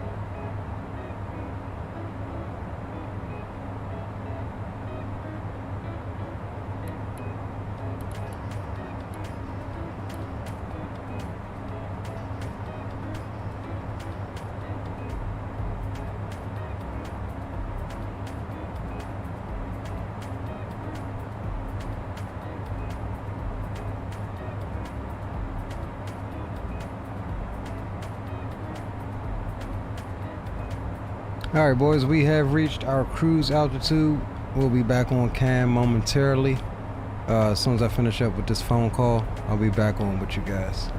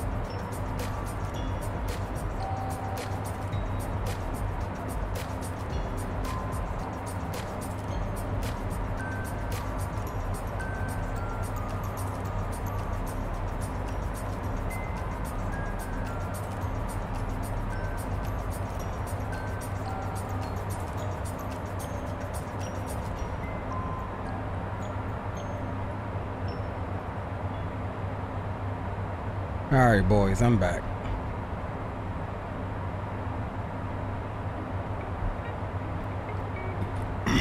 Had to give me something else to eat. Alright, 120 until top of drop. And what I was looking at on the tablet was 2800. So let's come back here. Jeez, where's that at?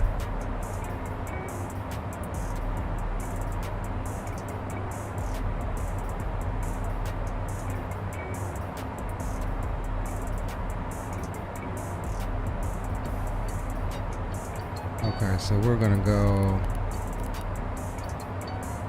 4500 at Jeezer and 210.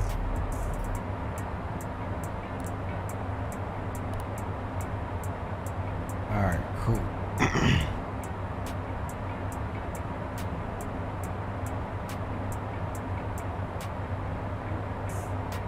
All right, we're looking good. Pretty much set up 105 till top of drop.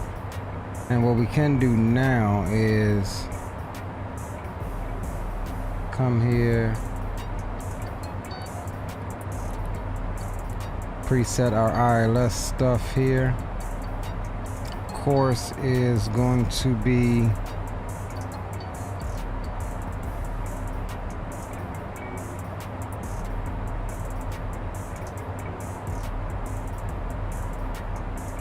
$322.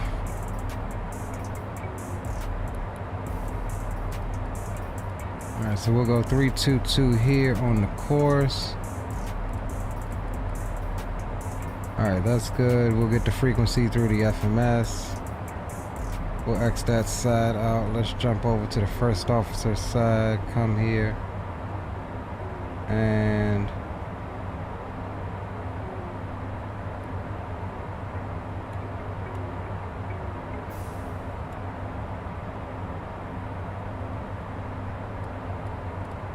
we'll set this as well to 322 if it stops zooming out for me. Alright, cool. That's all synced up. And we'll come down here to the FMC tune. For nav1 we want 111 decimal 900.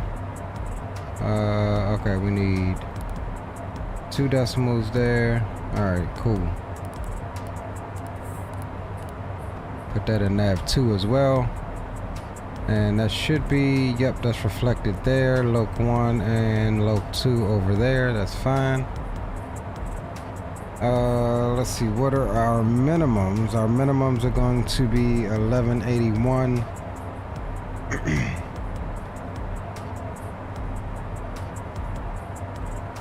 So let's go here. References. It's going to be a 200-foot radar altitude, so we'll just set 200 here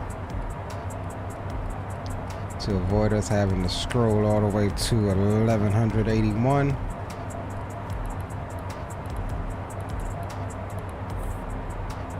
Alright, cool. Minimums are set.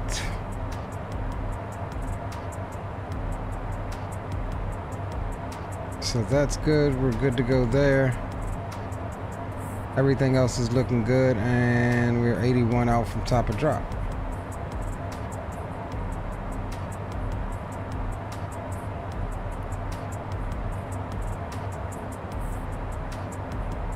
We'll land exit stage right. We should do 3-2 right, but this is the longer runway. We'll land exit stage right, probably by Kilo or Hotel. Taxi back on Sierra, cross 3-2 right into the ramp at Mike Lima 3 will take us right to the FBO.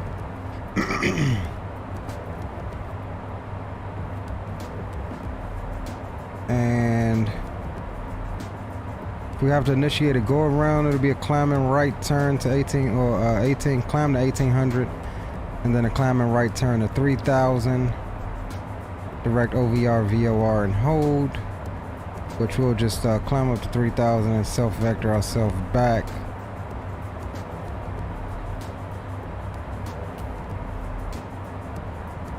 Alright, so it looks like we're all good, all set for the arrival. Not much in the way of constraints on this, actually not any constraints on this arrival here.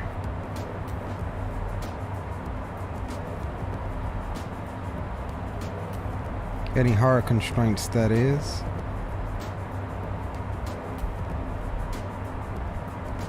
So we're pretty much set. Got everything entered. And we do see our top of drop out in front of us coming into the picture. Here, just before, slightly before GRI. So we'll make sure to reset that MCP altitude as we get a little bit closer. But for now, we'll enjoy some more views of the Midwest, what they call flyover states.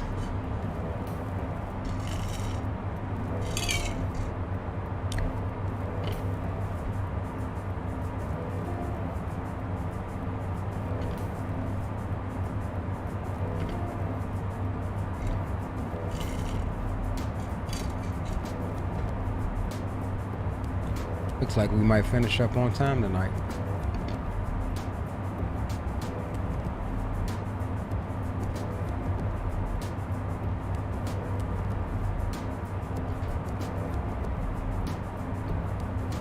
Yes, sir.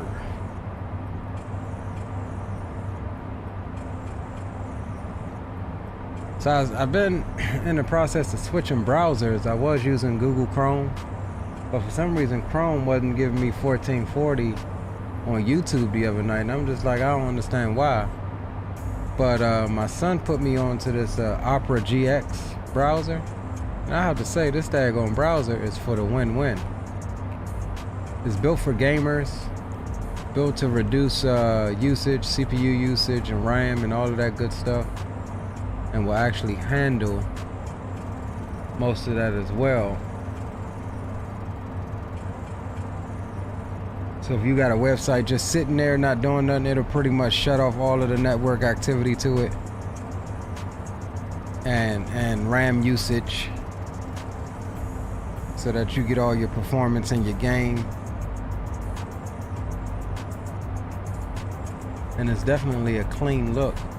Has a picture-in-picture feature, so if you open up a new tab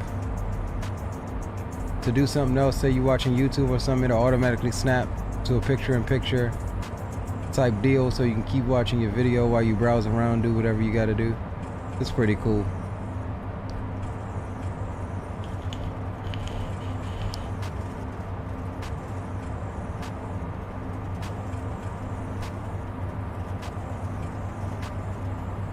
Actually, no. This is Ice Blue Raspberry Kool-Aid, bro. Ice Blue Raspberry Kool-Aid, one of my favorite drinks. But if it is tea, it's got to be Southern Peach tea. Either that or I'll have a beer. I do got some Coronas in the fridge, but I already had my fill for this evening watching football earlier. So I'm good on that.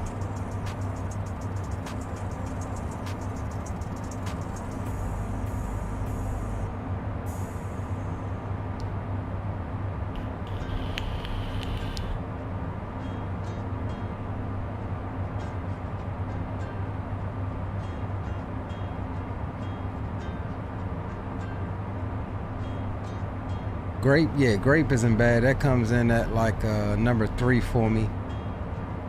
Number 3 is like the Ice Blue Raspberry, then it's the Fruit Punch, and then grape.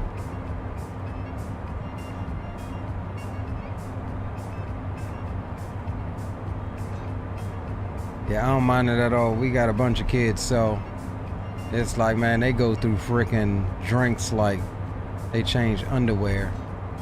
And Kool-Aid is the cheapest thing.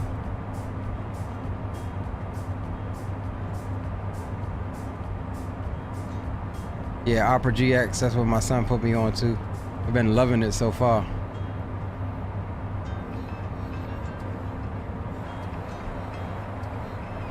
Alright, 31 till top of drop.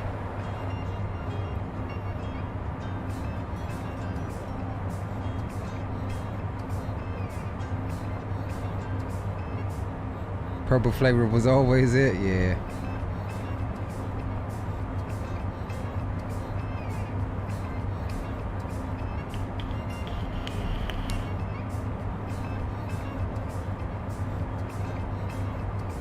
I heard of opera before, but I just, back when I first saw it, I didn't like the look of it. It wasn't as clean and gamey as it is now.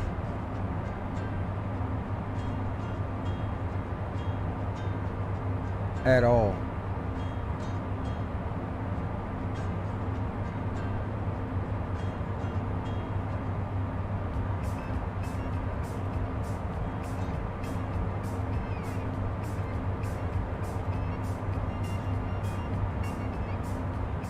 But look, like, check this out. Check this out, right? Say let's just pull up my stream. And we can just boom. Oh, you dang, it did it to my main screen, not. But then I can just come over here to my music. You can't see it, but on my, oh, here we go. See how it just pops it out? Like, that's cool. So you can kind of still see what you're doing there, and it stays popped. Like, I like that kind of stuff, man. That's dope. So what we need to do is now put that back to where it goes.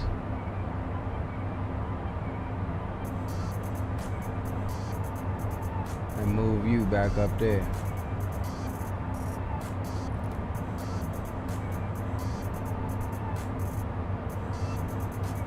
Alright, let's jump back up front. 14. So we'll come down, we'll reset the altitude here to 4,500.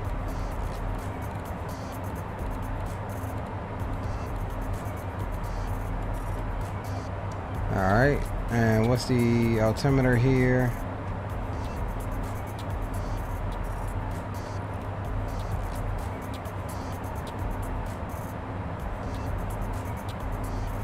Hardly any wind. Temp 16, altimeter 3004. So we'll key that in. 3004. Both sides, and we'll come down here to perf menu, approach. Outside air temperature is 16.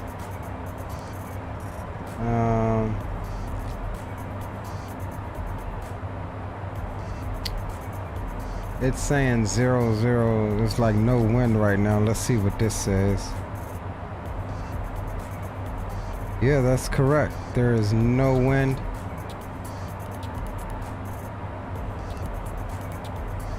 So we'll drop that in. 3004.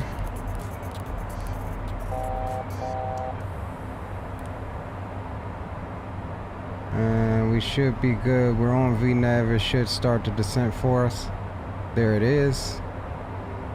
And we'll pull the speed back to 0.80 for the descent. So that's all good. Jump to the next page. That's fine. 124. Alright, so we'll send the speeds over to the PFD.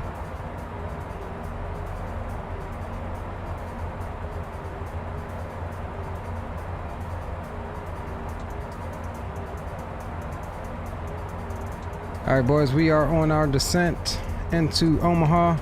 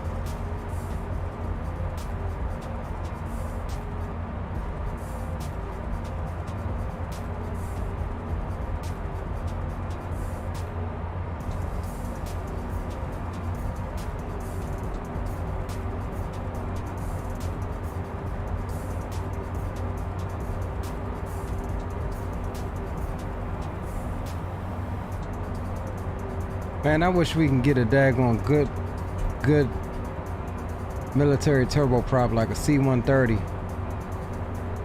or a P-3 Orion. I love to fly. I love to fly one of those things and through a hurricane.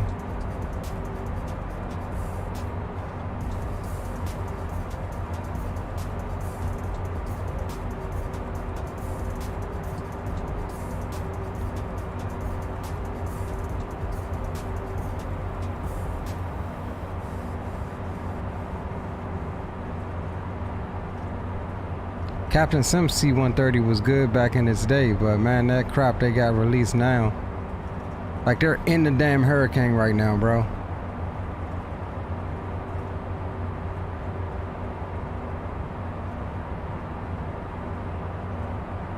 And my man's back there dropping sensors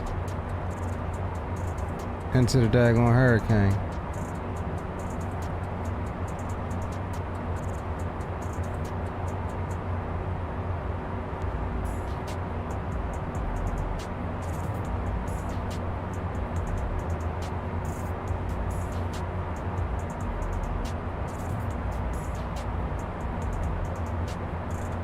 I like those shots when they going through the eye wall. Like, look at that, bro. That was, man. I would be freaking. Talk about scary, bro. That's a part of aviation you talk about, man. We normally try to steer around that type of stuff, but they going right in it.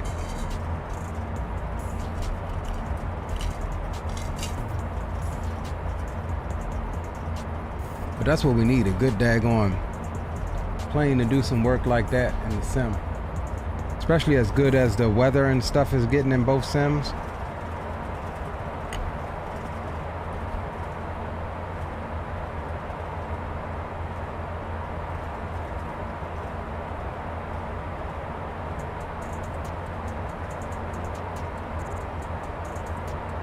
I would imagine so. I would definitely, why does it keep trying to, I would imagine so. God damn it.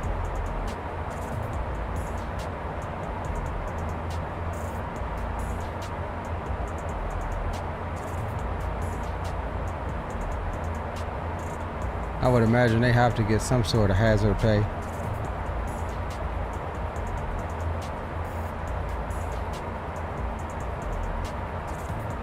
See, that thing is pretty dope. I love to fly one of those in the sun.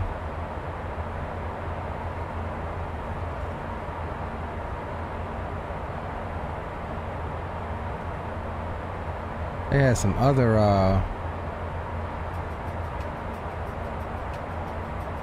they do it also, I think, with the C-130. So Hurricane Irene, this is the hurricane that hit up here where I live at. Chesapeake Bay area. It came right up the bay. I've got some old footage on my channel. If you go way back, I've got some footage of me standing outside where I was recording it.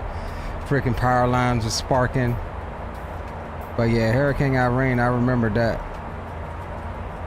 But they also, I do believe they also do this in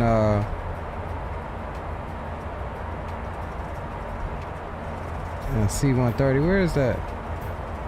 Yeah, that's what I was looking for.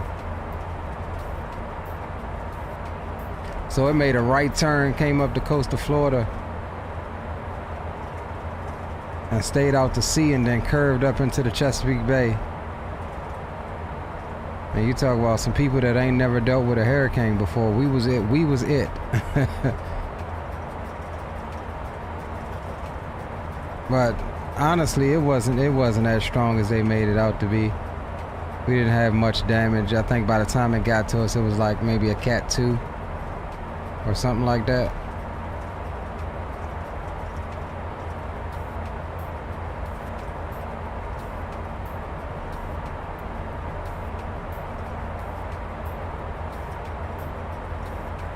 Yeah, I wouldn't mind doing it. I love to do it. Oh yeah, definitely retired firefighter. And you know the jet version of that can also stop on a dime and take off from unprepared airstrips and stuff like that. The C-17. That's one of my favorite military cargo transports besides the C-130. C-130 is it for me. As far as military transport, that's absolutely my favorite. Then behind that is the C-5. I mean, not C-5, the C-17. Did I say the C-5 is the one that can stop on a dime? I didn't mean that. That thing is gigantic. It was the C-17 that can stop on a dime and take off and land from unprepared strips.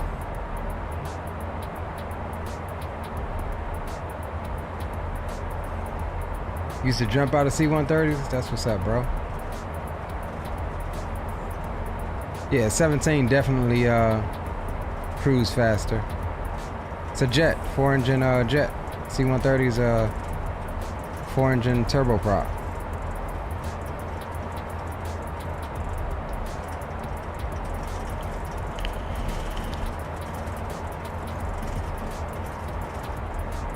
Yeah, Lakeland, Florida, yep. Every hurricane that come up across the ocean, these guys are flying in it. That's actually how they track it and get all of the data that, you know, these news outlets and stuff use, is because these guys are flying in that hurricane 24 hours a day, 7 days a week until it makes landfall. And they operate in like 10-hour shifts. One plane comes out, by the time they get bingoed, the other plane's already flying out. Once they get on station, the other plane's going back. 24 hours a day tracking that hurricane. Talk about instrument rating. You get this job, bro, you should be able to fly any daggone instrument approach in the world.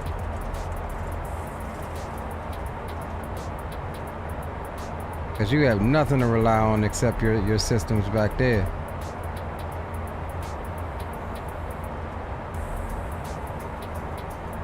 All right, coming through transition, let's go ahead and focus on our arrival here.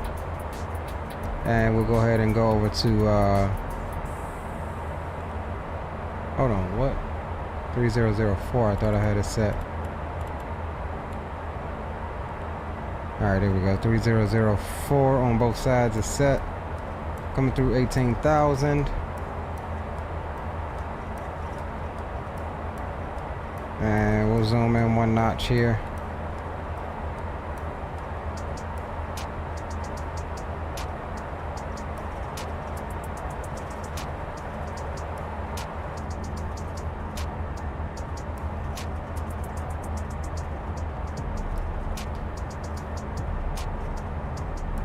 That'll be an IFR guard to fly with them. Maybe. I mean, I'm pretty sure you would already be IFR certified anyways. Well, mainly it's not even, I wouldn't even say it's necessarily an IFR guard like flying an approach, but your hand flying skills need to be on point, because a lot of that, you know, that turbulence is so strong. They're not on any type of autopilot, like they're hand flying it through there a lot of the time. So it'll be a lot of trusting your instruments and keeping that thing right in the, you know, part of the storm you need it to be in, so they can get their readings in the back.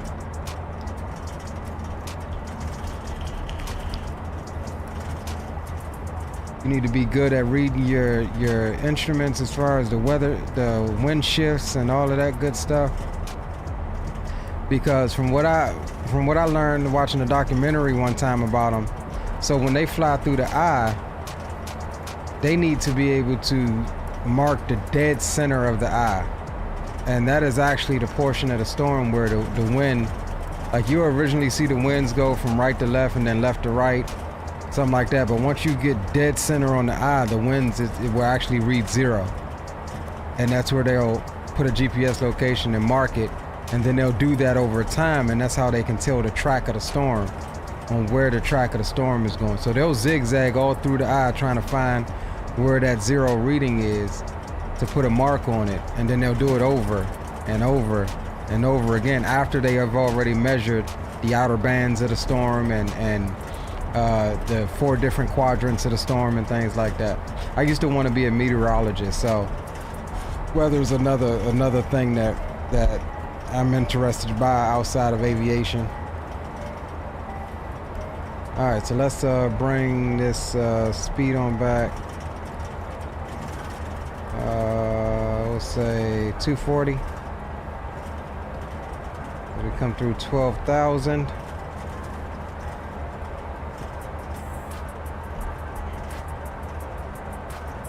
We'll make our initial call overhead, boys.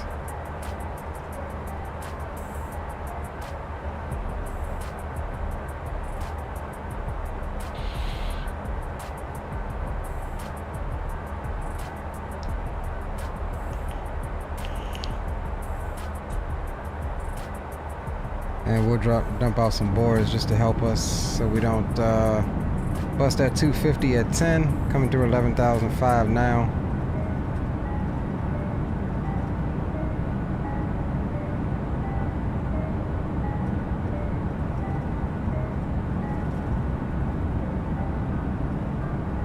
Alright, we'll stow them.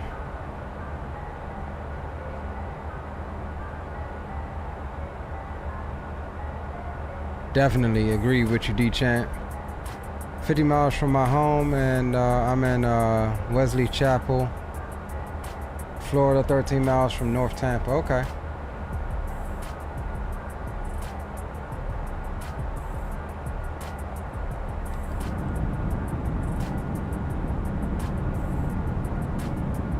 Those boards cause a racket. Yeah.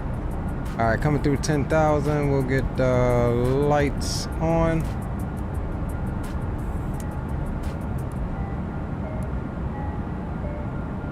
And we'll get wing lights on as well.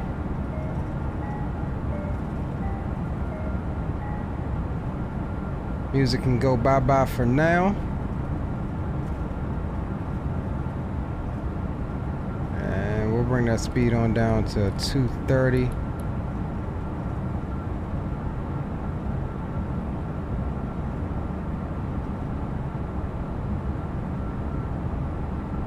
Omaha traffic, NetJets 1286. We're overhead boys at 8,800, descending via the Horry 3 arrival, inbound for the ILS 32 left approach, Omaha.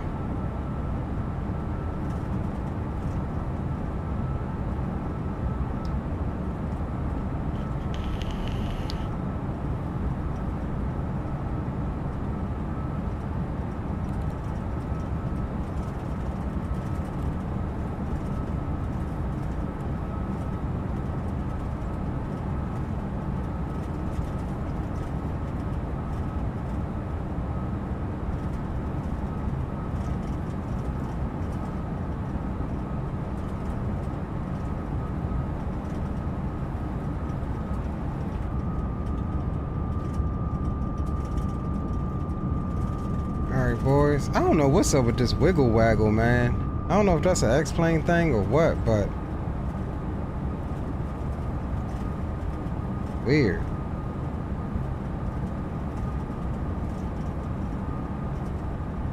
This video is on YouTube. The video is on YouTube. What you talking about, retired firefighter? Oh, okay. About 2 years ago, we had a C-17 make a mistake and landed at small, no ATC control. Was supposed to land at the Air Force Base 3 miles away. I think I heard about that. Yeah, didn't they have to? I forget how they got that damn plane out of there.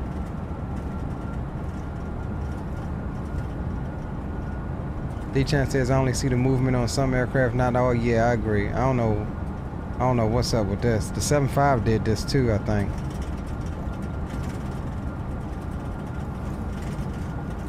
Just weird. And again, I don't know, man. Maybe it's just this update for me, but all my planes seem to feel real weird on final. I know Green was, you know, Green's an XPlane freaking fanboy. I know, you know, it was like how that 7.5 was acting the other night. I'm seeing some of the same, you know, attributes with this aircraft and even the IXEG yesterday. So I'm starting to think it was a It's this newest XPlane update that's causing some of this behavior. Like, it just feels like the plane wants to fall out of the sky, and it just seems like my plane just wants to come left. Again, nothing like I've ever felt before in XPlane. So I don't know if it's this newest update or what, but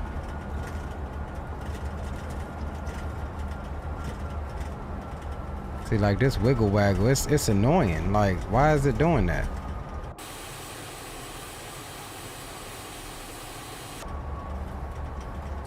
I don't know. Let me see something. I'm gonna try to turn off. I'm gonna try to go through this one more time. Turn off. I really don't think it's Visual XP's weather though. And then we'll come here right quick and go make sure that live weather for Microsoft is on. And we'll see if it calms out in a minute. Okay, maybe that's caused by Visual XP. Alright. Okay. So we'll use the Microsoft, I mean not Microsoft, the XPlane live weather.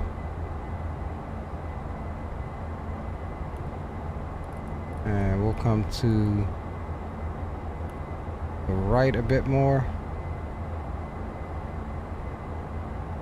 And I'll have to send a developer a notation about that.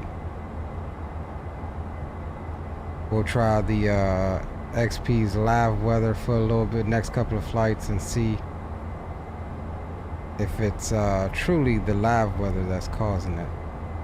Because it stopped once I disabled Visual XP's live weather, which it can be used in conjunction with XPlane's live weather, so that's the beauty of it. And XPlane's live weather isn't half bad. I just like Visual XP for all of the extra stuff, the clouds and haze and stuff it gives you. Alright, so let's reduce speed to 220. And let's see where we're at here. Downwind. And we'll start a descent down to, what is it, 2800. And we'll go VS it.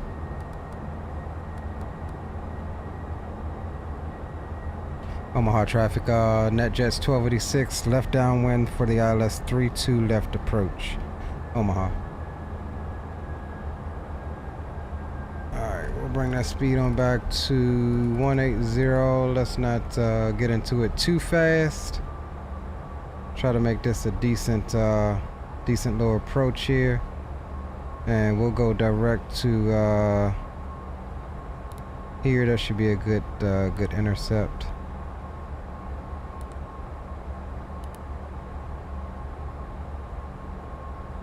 And we'll go nav. Is it gonna nav it to us? Alright, let's go.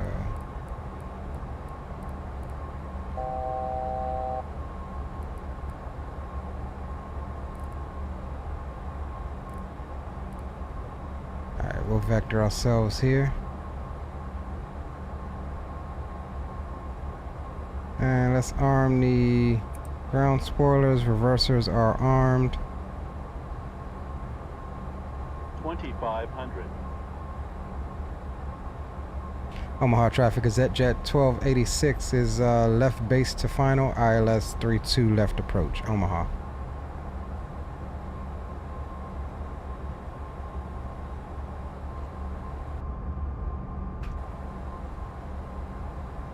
Alright, speed is coming down nicely. Flaps 20. That'll help us start to get the speed down some more.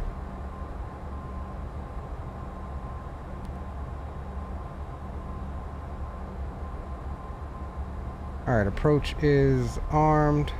We should capture 2800 here. I think that's what we wanted, was 28. Yeah, that's what we wanted, was 28. Decent little intercept here. And let's see, I think it was 121 for our VREF.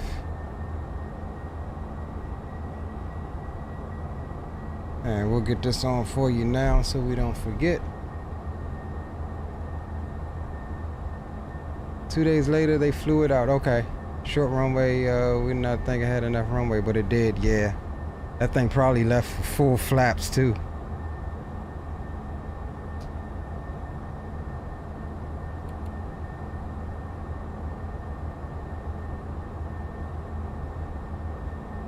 Alright, we will sync up the heading.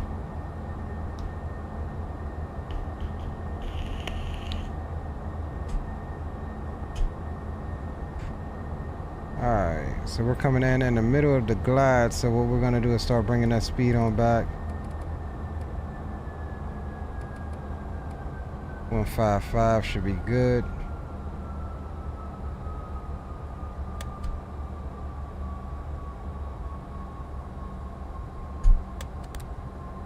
Drop another notch of flaps. Let's see, where is the runway? We got the runway in sight there.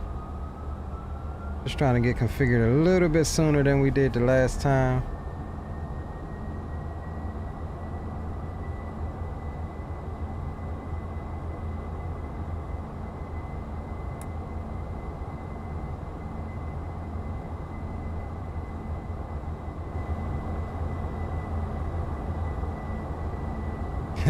Fool. They probably may have had to add some flaps on that joint. Alright, hold on. This thing should automatically kick over to the ILS here. There we go. Alright, cool. Oh look, you can see the little purple localizer line. That's pretty cool. Alright. Looking good, looking good. Omaha traffic NetJet 1286 is on a 9-mile final ILS 3-2 left approach, Omaha. Ain't nobody there.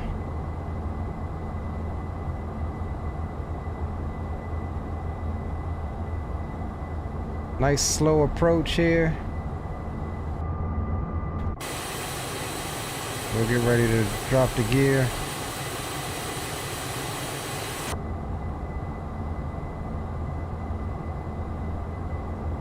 Alright, there's the glide. Gear can come on down.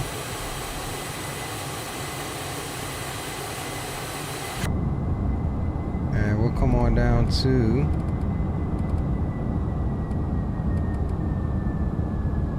VREF plus 10, 131. We still got one notch of flaps to go.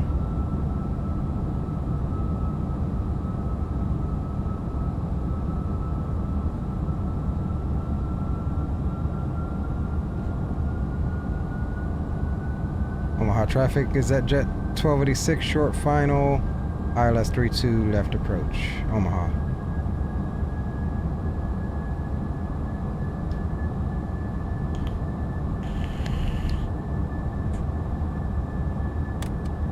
Oh shit, what did I do? I didn't mean to do that. I ain't want full flaps yet.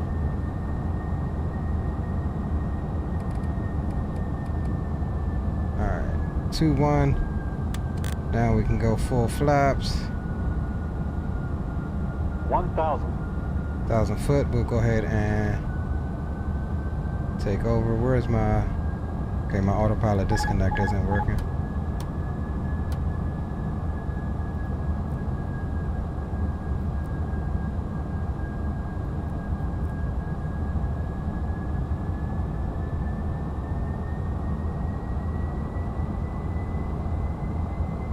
Alright, we'll get ready to take over on the throttles here as well.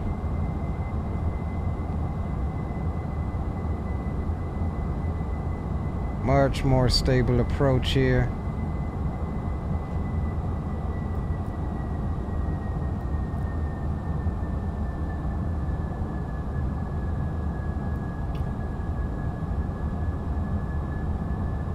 So yeah, I think it was that the weather being provided by Visual XP that was causing me the issues. 500. So I'll make a notation of that, send in a bug report. All right, let's take the throttles.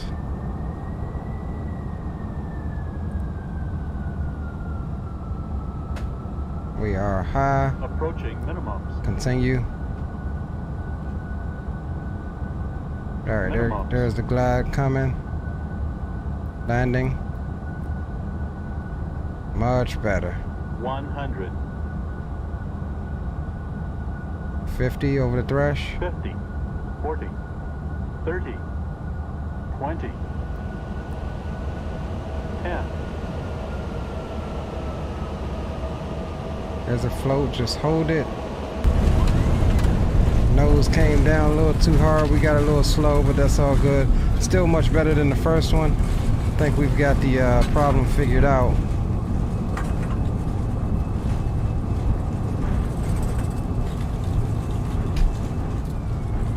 Alright, and we'll exit stage. Well, not stage right, because there's an aircraft there. So we'll keep it rolling.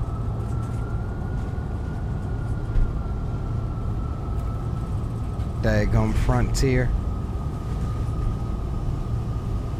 Alright, let's see what we got. We'll exit at Kilo up here on the right.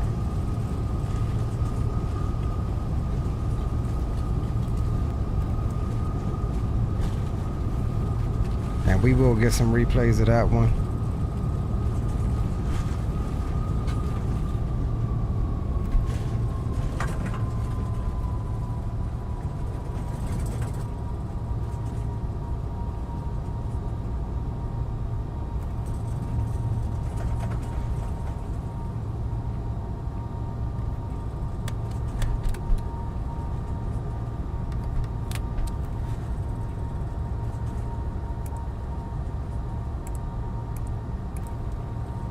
Alright boys, so we're gonna make a right here on Sierra.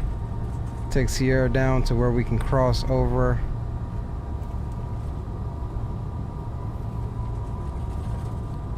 This vertical sim airport is not giving me any issues.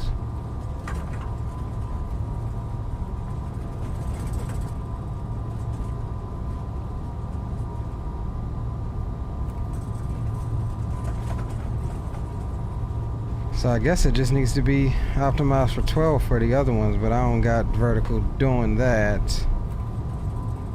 Cash cow seems to be Microsoft.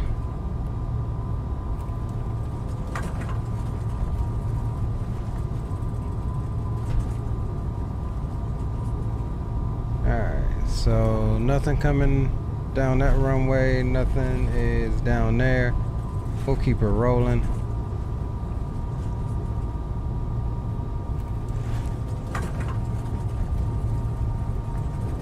Come up top, get the APU on.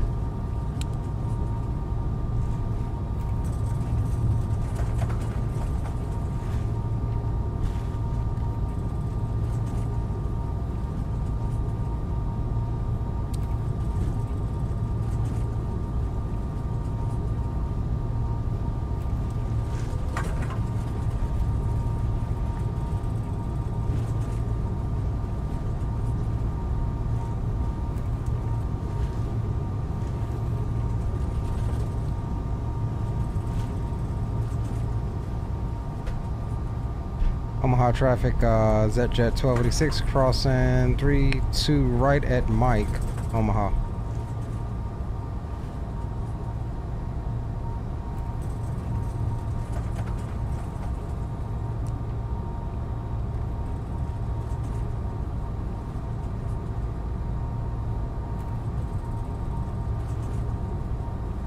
Welcome to Omaha, Nebraska. So we'll go straight ahead into Signature over here. And we'll get the lights off.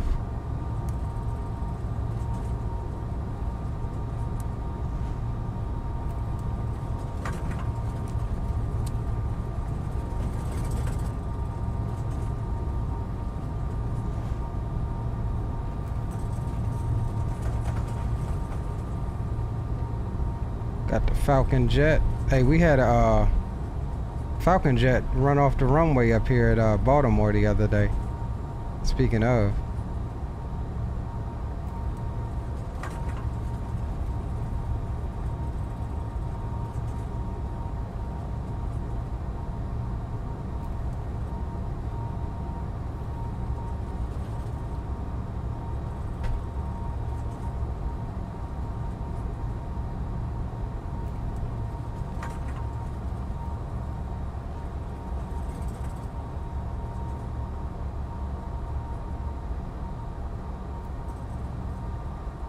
Alright, that's good enough. Let's see. Yeah, that's good enough.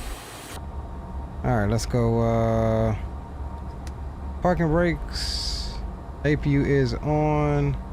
We'll go APU gens. Those can come off. On.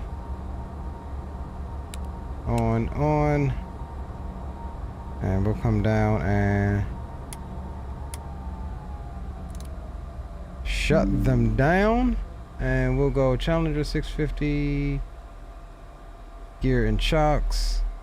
Welcome to Omaha, boys. So we'll go ahead and we'll leave the aircraft in this state. We're not gonna worry about opening the door so we can get a replay going. But let's close out Volanta, complete that flight, review it. See what we got on that one. Much better. Negative 176. We'll take it. All day in the paint. Alright, boys. Good stable approach. Set you up for nice landing. Yeah, I think I figured out what my issue was with the wibbly wobblies and all of that. It was Visual XP's weather system. So we'll have to tweak that and or talk to the developer and see. Luckily, it's all happening on stream, so I can make snippets to send him of what's going on, because you know often these developers will say, oh, it's not ours, try reinstall, or try this, try that. So it's all BS if you ask me. All right, so we're gonna come down, we'll go tune, go into standby here. That is fine, and we'll disconnect from VetSim. Cool beans, boys. Alright, let's get some replays of that one, right? Because we didn't get any replays on the first one. So provided XPlane doesn't crash on us, we're going to toggle that there replay. And we're going to try to take it back. Alright. Ah, you better not. You better unfreeze, XPlane. We're going to leave it. It's not responding. I may have went back too fast.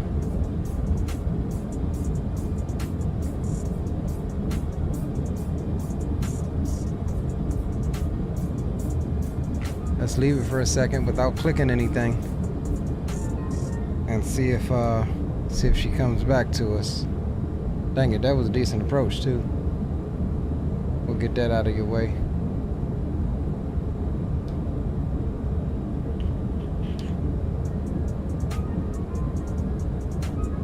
Appreciate you, retired firefighter. Appreciate you spawning. Appreciate you, Dak. Yeah, I think we might have lost it. We tried to rewind her too fast. Damn it, XPlane. The only thing that I've had issues with in 12 is this damn replay, even 11 for that matter. Like, I don't understand how they haven't fixed that yet. Like, if you try to scrub through and get back fast, it crashes the sim, and I don't understand why.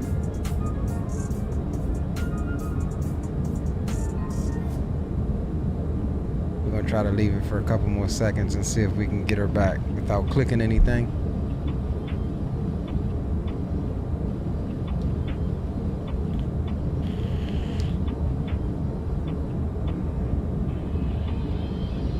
Not every night. I mean, most nights, yes, Dak. We try to get at least one of the days on the weekend, whether it be Saturday or Sunday.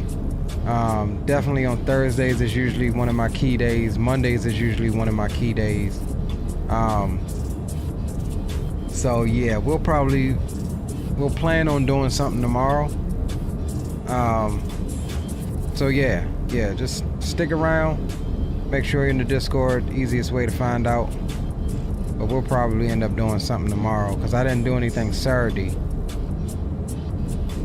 I planned on it, but you know how it is. Life with family.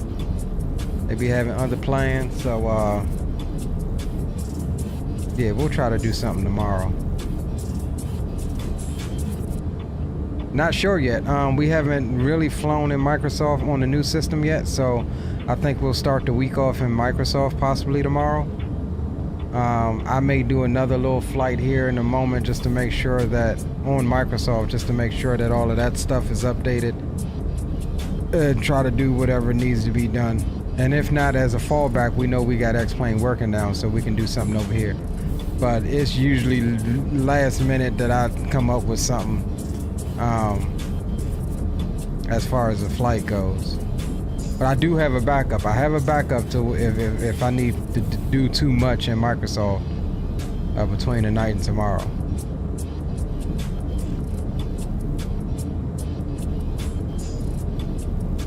Alright, so what we're gonna do is send her out. I still hear the sounds, but I don't think she's gonna come back. Yep. There she is. She's crashing for real now. Screen that went white. Trying to give her a second. But alright boys, sorry we didn't get any replays in. The first one. Second one crashed. But yeah, man, I appreciate y'all for riding with me as we check out the Challenger 650 and XPlane 12. And I think it's safe to say that the question still remains, is he still the king of GA BizJets and all of the sims? I would say yes. Pretty sure a couple of you guys would agree with me. I would definitely say yes, it is definitely still the king of BizJets and any of the sims.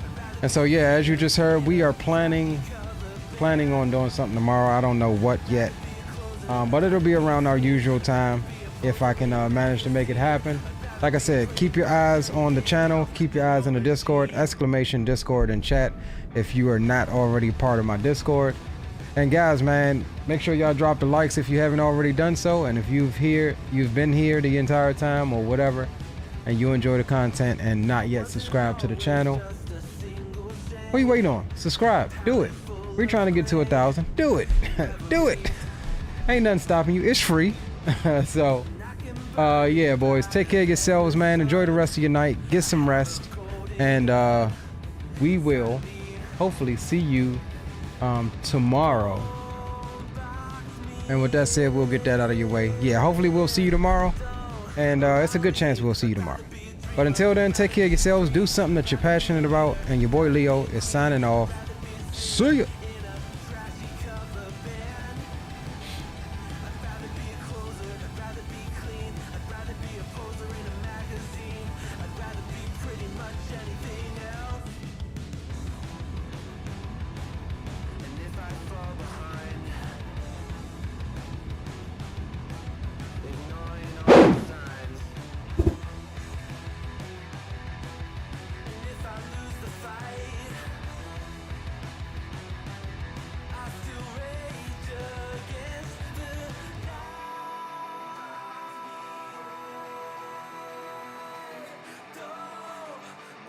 I'd rather be a dreamer, I'd rather be free.